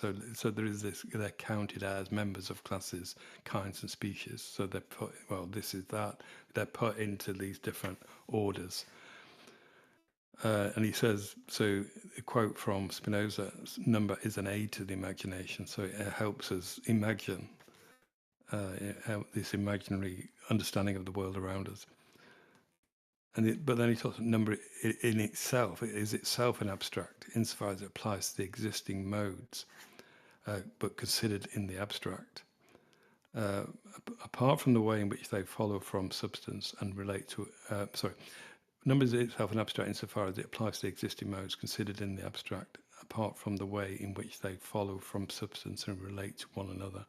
So the number is itself an abstraction apart from that as well. On the contrary, the concrete view of nature discovers the infinite everywhere, whereas nothing is infinite by reason of number of its parts. So the concrete view, which I think is the common notion, the kind of common notion, is that discovers the infinite everywhere. I think this is what it means. Whereas nothing is infinite by reason of number of its parts. So there's always an end to the numbers. And neither substance, of which an infinity of attributes is immediately affirmed without going through 2, 3, 4, nor the existing mode, which is an infinity part, but it is not because of their number that there is an infinity of them. So what is said of substance is it has an infinity of attributes.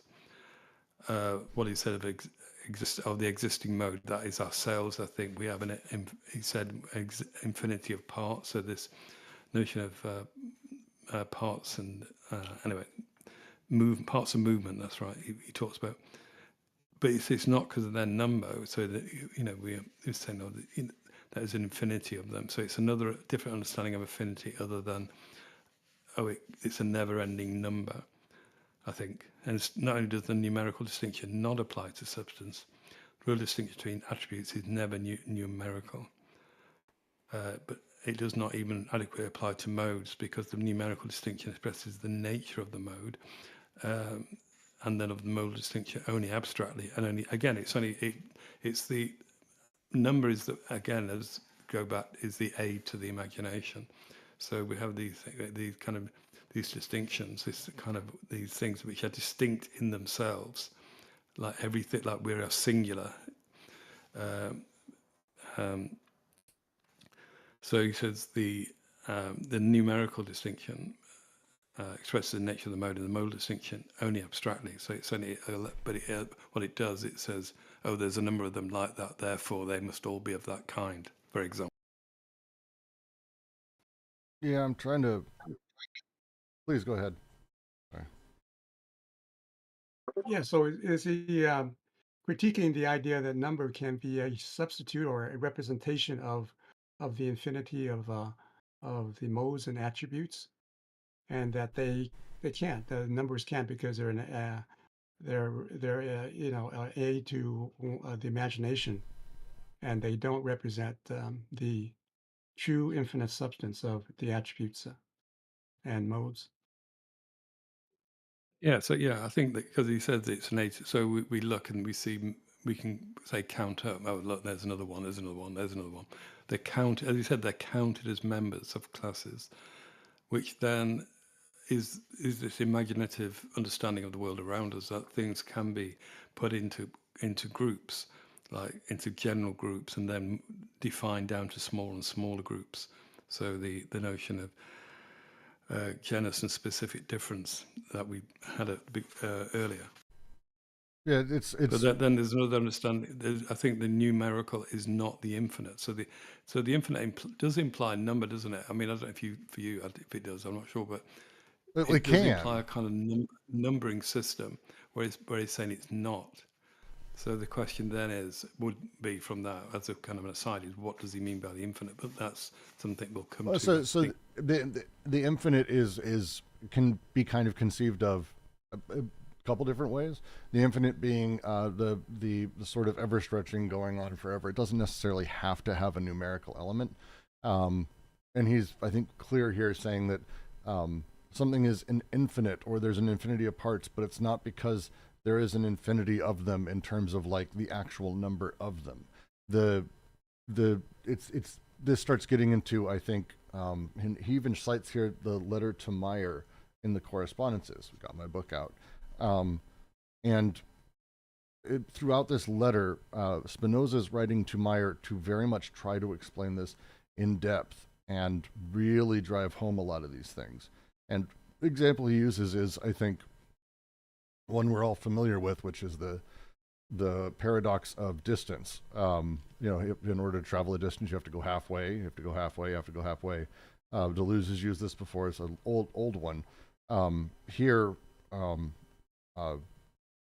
Spinoza's talking about and sort of showing that, there is this infinite and we can do these things, but these are more or less sort of word games or math games that are sort of played, because an hour does pass. Because that's the example he's using. Like, you can walk 10 feet. You can do these things. So there is a mistake that people make, conflating one for the other, playing with that. As he says, if anyone wishes to determine all the motions of matter which have taken place, namely by reducing them in their duration to a defined number of time, he will be attempting nothing else than to deprive corporeal substance, which we cannot conceive except as existing, of its states, to bring it about that it should not have its nature which it has. This, as also many other things on which I have touched in this letter, I could clearly prove here, but I thought I was superfluous. Such a dick sometimes. But it's him putting forward this idea that number is this abstraction. It plays with these existing modes, but it also presupposes the modes. And as such, the modes aren't part of substance. They're playing in these places of abstraction. And so to make their way back up the chain, we make the mistake of doing that. This is why it's a fictitious abstraction, as he's discussing here.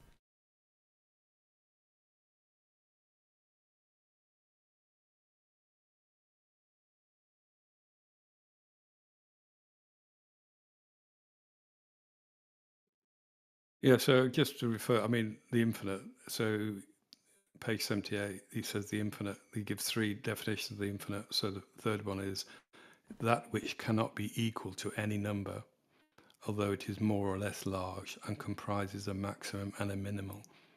So it can be larger, it can be smaller, and it can be the maximum and the minimum, but it can't be a number. Yes, and this is that fictitious abstract, the imagination. To say, I like how he puts it here real quick. If you ask why, by some natural impulse, we are so prone to divide extended substance, I reply, because we conceive quantity in two ways, namely, abstractly or superficially, insofar as we have it in our imagination, by the help of the senses, or as substance, which happens only through the intellect alone. And so if we consider quantity as it is in the imagination, as happens most frequently and more easily, it will be found to be divisible, finite, composed of parts, one of many. But if we consider it as it is in our intellect, and if the thing is apprehended as a thing in itself, which is very difficult to do, then I have sufficiently proved to you before now, it was found to be infinite, indivisible, and unique. And this is where the mathematic element of infinite, the indivisible, versus that of counting up, using the numbers, getting to that point, I think is where he's dividing it. It's actually, I would say it's pretty much in line with the mathematics I know of the infinite, at least more recent, where it's not that infinite is literally counting numbers up. There is a version of that, but it encompasses all the numbers counting up to infinity. It's this continuous almost totality, versus there is a number that infinity is, which there can't be, obviously. So if we consider infinity as being just another number, that's kind of the mistake.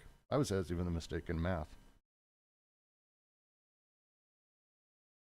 So that's just me. Maybe I'm dumb, which is possible. Happens more often than I might want to admit. Shall we go to the third? Yeah. Third, there are the transcendentals. Here, it is no longer a question of specific or generic characteristics by which one establishes external differences between beings, but of a concept of being, or concepts coextensive with being, to which one grants a transcendental value and which one counterposes to nothingness. Being, non-being, unity, plurality, true, false, good, evil, order, disorder, beauty, ugliness, perfection, imperfection. One presents as a transcendent value, that which only has an immanent sense. One defines by an absolute opposition, that which only has relative opposition. Thus, good and evil are abstracts of good and bad, which are said concerning a definite existing mode, and which qualify the latter's affections according to the direction of the variations of its power of acting.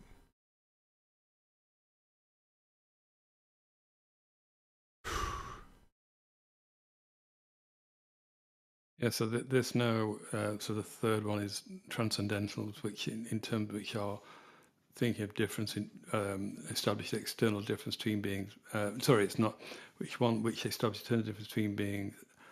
No longer a question or a specific or generic by which one establishes external difference between being, but of a concept of being, or concepts coextensive with being, to which one grants a transcendental value. So it's a kind of something that in thought that we apply to things, which one counterposes to which one grants a transcendental, and which one counterposes to nothingness. So being, and it's kind of opposite as in this case. This case is as nothing, as a non-being. Well, he gives the first one is being, non-being. Then he goes on unity, singular, so the single thing, plurality. That's its opposite. True, false. Good, evil, order, disorder, beauty, ugliness, perfection, imperfection. So one presents as a transcendent value, that which only has an immanent sense. I'll come back to that notion, immanent sense. I mean, right, transcendent value. So again, I think that where this would reside, again, it's in terms of this judgment that will be made. This moral judgment, and so it would kind of suggest that the abstractions, the transcendental abstractions, have a role within these moral judgments that one could make, and which defines right. One presents as a transcendent value that which only has an immanent sense. And one defines by an absolute opposition, that which is a relative opposition. So there's good and evil, abstracts of good and bad. So I don't know which is right. So that, I mean, basically what he's saying, obviously, he's saying that so the good and bad are the kind of essential values of Spinoza. So things go towards good or towards bad. It's not good and evil; it's good and bad. And what he's saying here is that good and evil are the abstractions from good and bad. Now, why that's the case is not. I don't know about you guys, but not that massively clear. Which part? One presents as a transcend. Which part? Well, the bit after the what do you call them? I forgot. My brain's gone. The colon, anyway, the examples, the parentheses. One presents as a transcendent value. So his kind of justification for this is when he says the brackets, the word bracket. I was looking for the word bracket after the end of the closed brackets. One presents as a transcendent value that which only has an immanent sense, and one defines by an absolute opposition that which only has a relative opposition. So we've got two things that are in kind of opposition to each other. So if you take being and non-being. So I think what he's talking about here is the two oppositions. One presents as a transcendent value that only has an immanent sense. So I would say that is being. And one defines by an absolute opposition that which only has a relative opposition, so non-being. So just on the first reading, that seems to imply being, and the opposite of that is non-being, because the word non just makes it the opposite. It just makes it.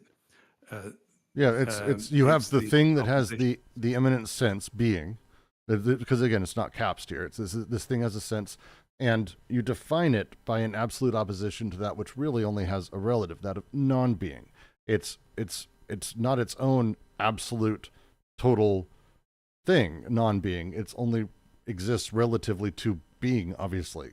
But we do still grant transcendent values to these things, non-being, being, unity, plurality, true, false, that these things exist only in relative opposition to each other, with the primary one, the part we're starting with, only really having an immanent sense of a thing rather than sort of a real connection to bodies or elements like that. It's an abstraction.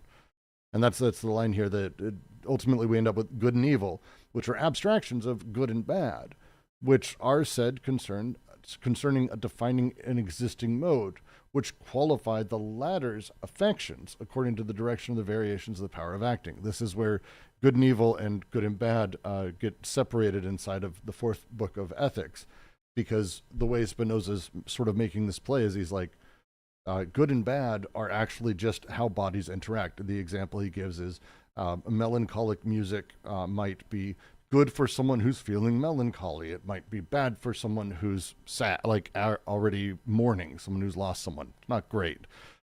Or it might be bad for them. But for someone who's deaf, it would not do anything. Like it's instead of thinking about good and evil, it's the good and bad. We make the move into good and bad because we've made our move into a particular mode of existence. And this is then utilizing these things to qualify those affections that normally would be seen this way or could be seen this way, but it's in this particular mode that we're seeing it. Does that make sense? Yeah. So good and evil. Mm-hmm. So evil is a lack of goodness. So evil is non-good. It always refers to its opposite. So one presents as a transcendent value, that is an immanent sense. And what I'm trying to get at is the term, what is meant by an immanent sense. And I think my understanding of that would be it's kind of internal to the thing being considered, and it's the absolute, and one defines by an absolute opposition. So it's the absolute, it's opposition, the absolute opposition, a thing which you cannot go beyond. The absolute opposition of being is non-being. So the being is immanent, and then its opposite, its absolute opposite is non-being. So there's a relative opposition in that being, and so that so the being and non-being are kind of have this relation. They are in a relation to one another, and so which implies as one changes, the other one will change. So they can't be separated. So with being must come non-being, and of the others it's true and false.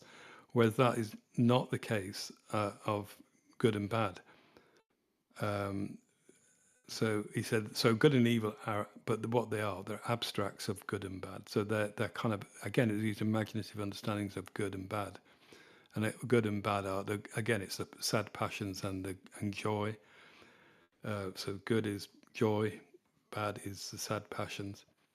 And so good and bad are said concerning a definite existing mode, and so the individual in their mode of being, and which qualify the latter's affections, the affection that the latter has according to the direction of the variation of its power of acting. So again, it's this being defined in terms of their power of acting, as opposed to this other relative, this thing which is relative, as this kind of relation, which is the good. It's always.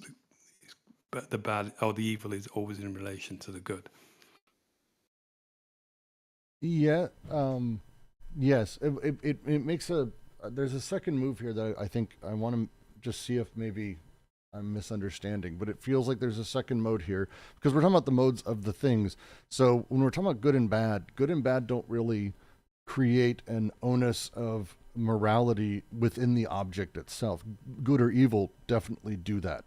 So if something is evil, it's a hindrance to good.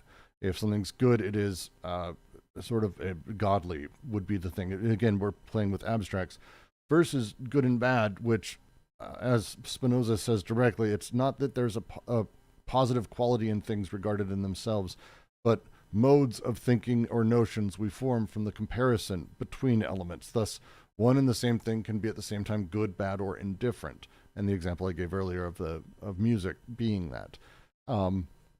Versus good and evil, which, because they're transcendent elements, they basically attach to the things directly. A thing is good, a thing is bad. It's not contingent at all. Because that's my understanding of eminent sense, is that it's that immediate grasping of good or evil, which, again, like the abstractions of 1, 2, 3, 4, 5, 6, 7, or 8 as numbers, there's a immediate sense of 5 of them, 6 of them. We sort of have that direct connection with that. Good and evil would be the same. The thing is evil, therefore we have that immediate sense of it and we take it there.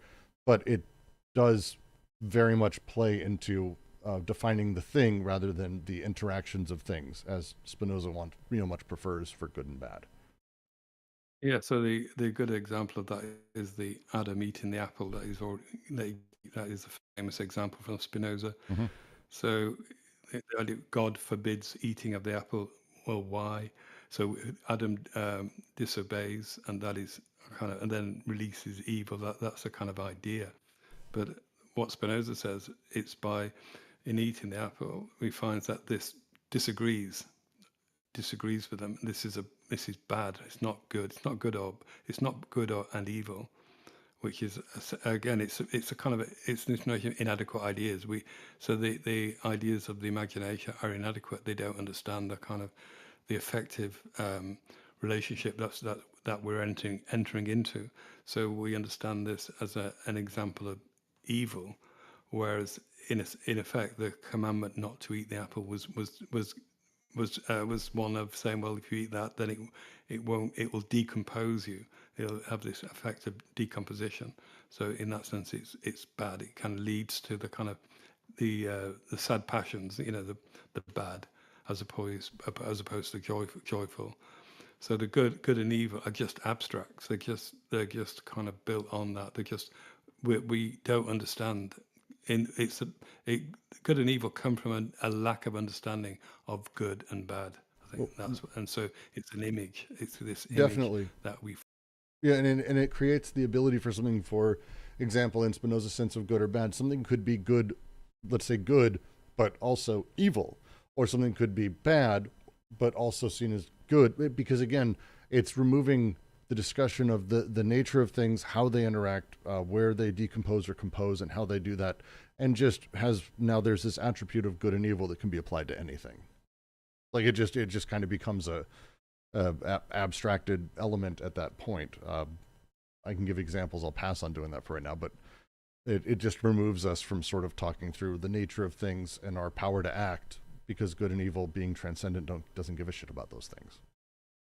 Yeah, it opens up the tendency to prejudge, before you act or understand what's going on. Yeah, I think so. All right, I'm going to read the last paragraph, and then we'll finish up, which will be great. This will be the end of today's reading. Will be this paragraph and its discussion, and then we'll figure out what the fuck we're going to do next week, because this is something. All right. The geometric beings pose a special problem. Their figure belongs to the abstracts, or beings of reason. In every sense, it is defined by a specific property. It is an object of measure, measure being an aid of the same sort as number. And above all, it involves a non-being. This is in letter 50 to Yells. However, we can assign an adequate cause to geometric beings, whereas the other beings of reason imply ignorance of the true causes. We can, in fact, replace the specific definition of a figure, e.g. the circle as a locus of points equidistant from one another, the same point called the center, by a genetic definition. The circle as a figure described by any line of which one end is fixed and the other movable. This is from Treatise of Intellect. Or the sphere as a figure described by the rotation of a semicircle. Doubtless, this still involves a fiction, in keeping with the relation of the abstract and the fictitious. For no circle or sphere is engendered in this way by nature, no singular essence is assigned thereby, and the concept of a line, or a semicircle, does not in any way contain the motion that is ascribed to it. Hence the expression fingo ad libitum causam. Yet, even when real things are produced in the same way as the ideas that represent them, this is not what makes the ideas true, since their truth does not depend on the object, but on the autonomous power of thinking. So the fictitious cause of the geometric being can be a good starting point, provided we use it to discover our power of comprehending, as a springboard for reaching the power of God, God determining the movement of the line, or the semicircle. For with the idea of God, all fictitious and abstractions cease. The ideas follow from it in their order, just as real singular things are produced in theirs. This is why the geometric notions are fictions. I'll say it again. This is why the geometric notions are fictions, capable of conjuring away the abstract to which they relate, and capable of conjuring themselves away. Consequently, they are closer to the common notions than to abstracts. They imply in the Treatise on the Intellect a foreshadowing of what the common notions will be in the Ethics. We will see, in fact, how the latter maintain a complex relationship with the imagination, and in any case, the geometric method will preserve its full meaning and extension. Yeah, so I'm going to use the restroom. I'll be back in a minute. Okay, so what we've got here is we've got what he calls a geometric beings. These are things produced in geometry like circles, spheres, etc. It said that these pose a special problem, and as we've seen, the thing is that it kind of supersedes the abstractions. So he said their figure belongs to the abstracts or beings of reason in every sense. It's defined by specific property. So again, he goes through this, how these things relate to the abstracts in terms of species, kinds, etc., all those kind of things. It is defined by specific property. It is an object of measure. And he says measure is being an aid of the same sort as number. So measure is similar to number as an aid to the imagination. Above all, it involves a non-being. And again, we've had that being as non-being as being, they're kind of relative to being. So he said all those things seem to be the problems that would seem to kind of imply the geometric beings have this relation to abstraction, our abstractions in that sense. He said, however, we can assign an adequate cause to geometric beings, whereas the other beings of reason imply ignorance of the two causes. So we can then, we can assign adequate cause. An adequate cause to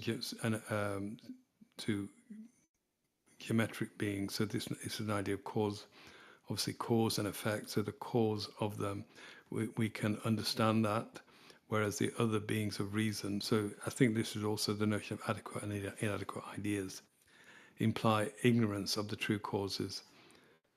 And he gives an example of this. We can in fact replace a specific definition of a figure. So this is a definition of a figure, in this case a circle, in terms of the specific, in terms of the class, species, kind of definition. So we can replace the specific definition of a circle, and he gives the example of one. Circle as a locus of points equidistant from one and the same point called the center. So that's a specific. So we've got points and center within that, and equidistance. That gives us a definition for all circles. This is a general abstract definition of circles. We can replace that with a genetic definition. And I think the notion of genetic here implies one that creates a circle through which we can kind of create a circle. And he said, he gives the example, circle is a figure described by any line of which one end is fixed and the other movable. So if we have a line, we fix one end and move the other, we will create a circle. And then he gives the example another example of a sphere as a figure described by the rotation of a semicircle, which again, it's the creation. So we start with a semicircle and then rotate it. We create a sphere. So it seems that the geometric figures have kind of feet in both camps of the abstract and the what he calls the common notions, which are the opposite of this. So doubtless this still involves a fiction, in keeping with the relation of the abstract and the fictitious. For no circular sphere is engendered in this way by nature. So he says we can do it, we can kind of imagine that. In fact, we can imagine the creation of by that description, we can imagine a sphere being created or a circle being created. So the idea of you start with a semicircle and you rotate it and you create a sphere. So that creates in that way a sphere is created. But he says no circle or sphere is engendered in this way by nature. So circles are not made in this way by nature. No singular essence is assigned thereby, and the concept of a line or a semicircle does not in any way contain the motion that is ascribed to it. So again, this notion of singular essence, it doesn't apply to the singular, the individual circle or sphere. Again, this is a generalized abstraction of how we can create circles and spheres. So he says the concept of a line or a semicircle does not in any way contain the motion. So the motion that we have to start with a line. If we anchor one end and then apply motion to the other end, we will naturally create a circle. But he says within the kind of concept of line and semicircle, there's no understanding of motion. And he says when it's the expression, whatever that means. Yeah, even when the real things are produced in the same way as the ideas that represent them, this is not what makes the ideas true. So even when the real thing, so the real circle is produced or the real sphere, this is not what makes the ideas true. So the idea, again, it's these understanding, the kind of the semicircle rotated around and give us a sphere. This is the idea of how we create a sphere. This is not what makes the ideas true, since their truth does not depend on the object, but on the autonomous power of thinking. So it comes from our power to think that, to be able to visualize that, let's say, or to think it actually, rather than visualize it.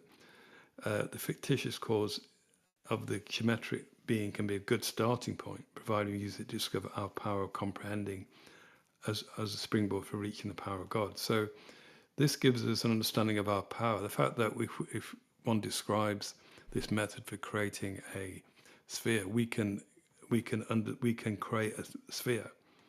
So this fictitious cause can be a good starting point, provided we use it to discover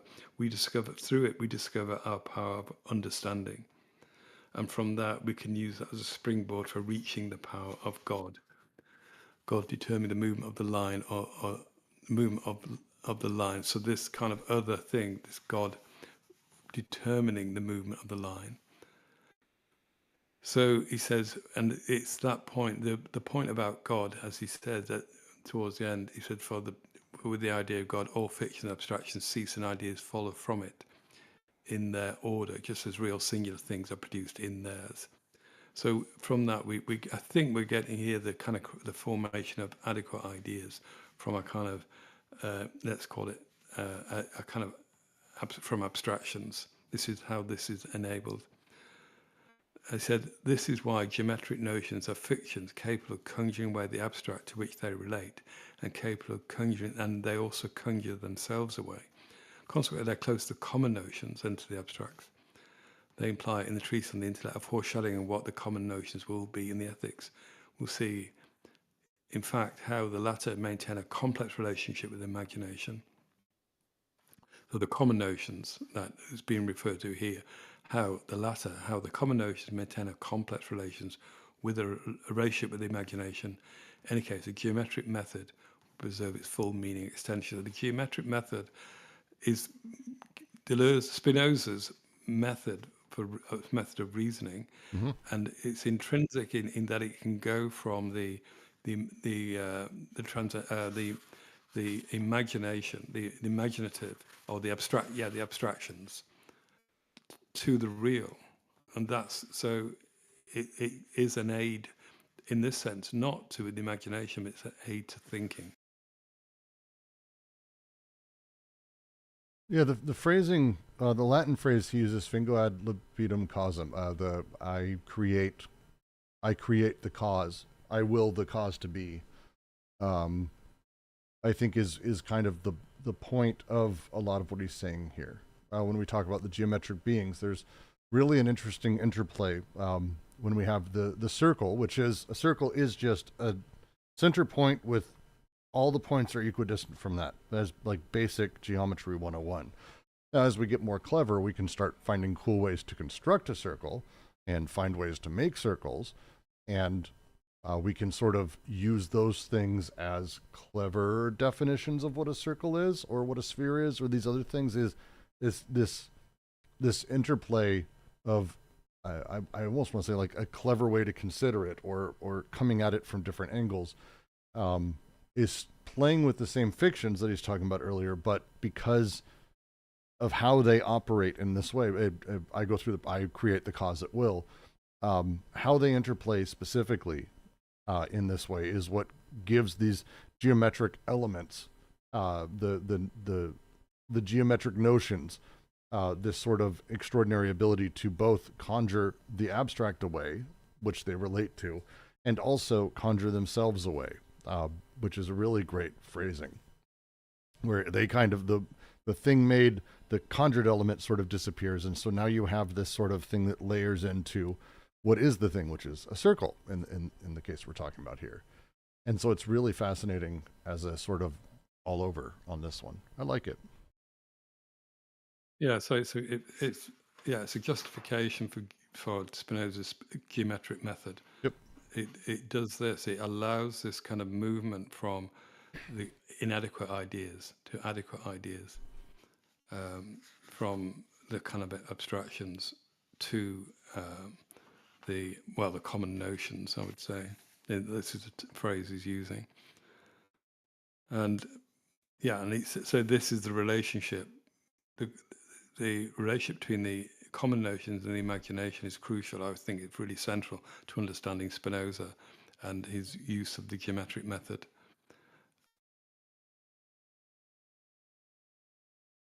Just to read the letter to Yells, because I think it's very, very short, and then we'll end for the day.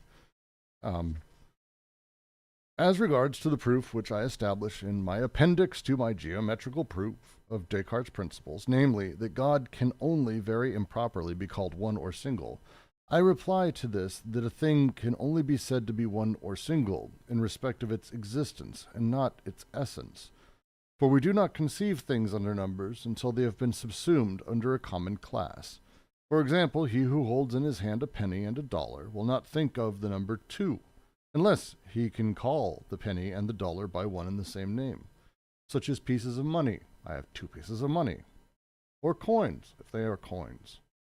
For then he can say he has 2 pieces of money or 2 coins because he calls the penny as well as the dollar a piece of money or coin. Hence it seems clear that nothing can be called one or single unless some other thing has first been conceived of which, as has been said, agrees with it.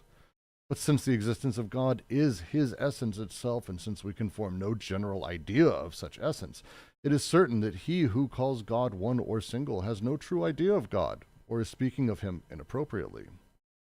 As regards this, the figure of negation and not something positive, it is clearly evident that the totality of matter, considered without limit, can have no figure, and that figure has a place only in the finite and limited bodies. For he who says that he apprehends a figure wants to express thereby nothing else than that he is apprehending a limited thing, and how it is limited. The limitation, therefore, does not belong to the thing in virtue of its being, but, on the contrary, it is its not being. Since, then, figure is nothing but limitation, and limitation is negation. Therefore, as has been said, it can be nothing but negation. I like that a lot. So Spinoza has some very short but nice little bits.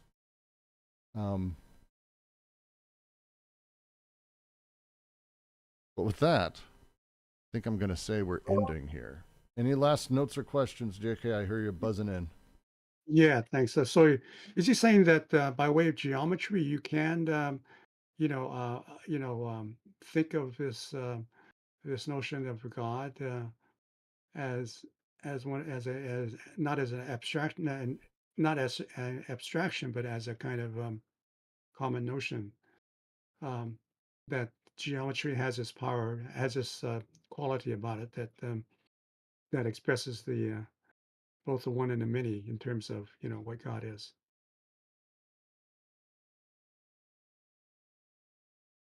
I want to I mean, the say idea is I I want to say think the yes off the top of my head, but I'm not. because the image of the circle seems to kind of there's a circumference and there's a center and there's this kind of image of what God, the substance, ultimate substance, absolute substance could be, right?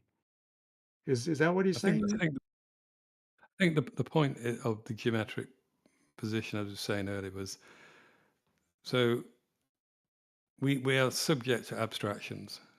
So we have inadequate ideas about things. We form images. We see one. We see a number of. We have this desire to kind of collect things into groups. Say, oh, they're all the same because of this. Whereas Spinoza totally emphasizes what he calls the singular essence, the singularity of ourselves. We are all singular essences. We're not part of a group. And the point of the geometric is that it has its feet in both camps in a way. Mm-hmm. So it is abstract, but it also gives us the power to create these forms. These geometric forms like spheres. If we, rather than going from a kind of an abstract definition, we go to a kind of what he calls a kinetic definition, in which we create it in our mind. So what this does, it enables us to discover our power.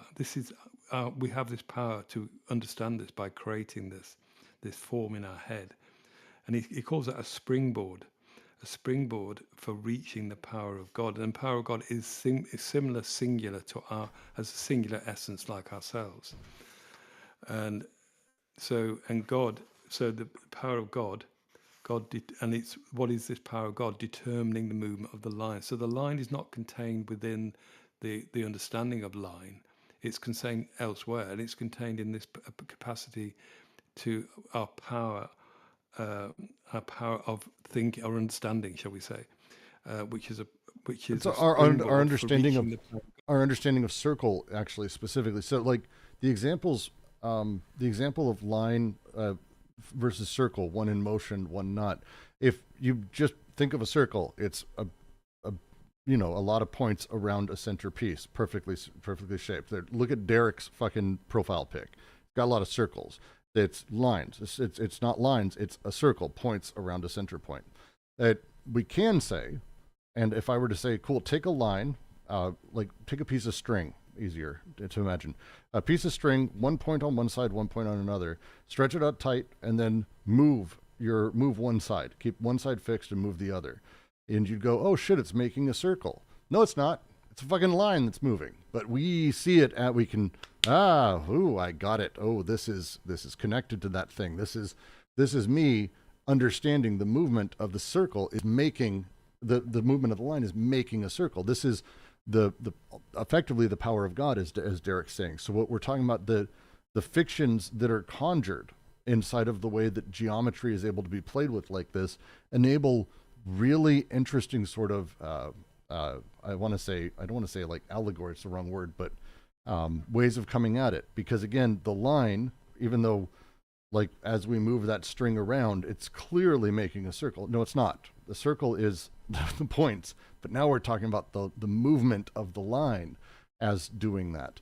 This discovers our power of comprehending and a springboard to reach the power of God, because God determines the movement of the line or the semicircle in like way. If you were to take a semicircle and draw it in 3D space in the same exact way, the semicircle would create a sphere. No, it's not. It's still just a fucking semicircle. But The abstraction is the power of God here, and it's not at any point like replacing the circle. It doesn't take it over. It doesn't like become the thing. That's why it conjures away the abstract, because it's still just the circle at the end of the day, which is fucking weird. But we have the string. Yeah, but I think Yeah. So if you I have think a, the yeah. point is though is that it's a different type of definition. It's not the so the kind of the notion of the points are arranged around equally spaced around a center, which is a kind of what he calls a specific definition. Mm-hmm. So that applies to all circles. Whereas a genetic definition takes a line fixed at one end, which is then which is movable. That's the point. It's a line. It's still geometric. It deals in lines and points, Yes. but the line is fixed, and then it's movable. Suddenly, it has a different, and it's genetic in that it creates. This is a genetic definition, and Yes. through this definition, the circle is created equally with a semicircle, and it says that. So the point of God is that. So this allows us to springboard for reaching the power of God. And he said, for with the idea of God, all fictions and abstractions cease.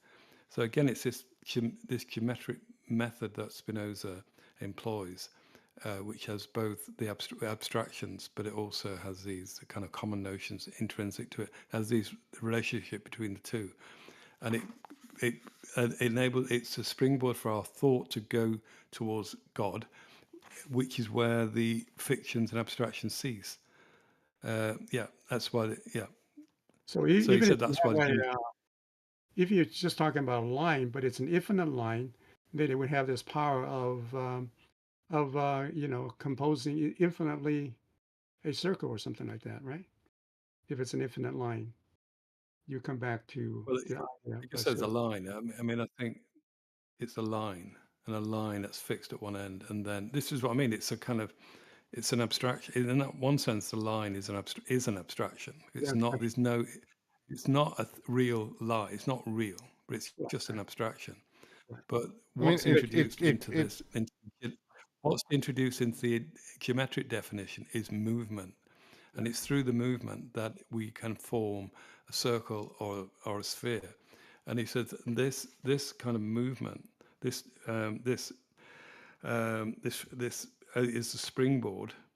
So it gives us it gives our power for understanding. So we can see that, we can do that in our heads, which shows our power of understanding or comprehending, which is a springboard for reaching the power of God, where the all fictions and abstractions cease. And this is exactly what Spinoza's geometric method is. It starts with it can have feet in the abstractions, but it takes us completely away from that.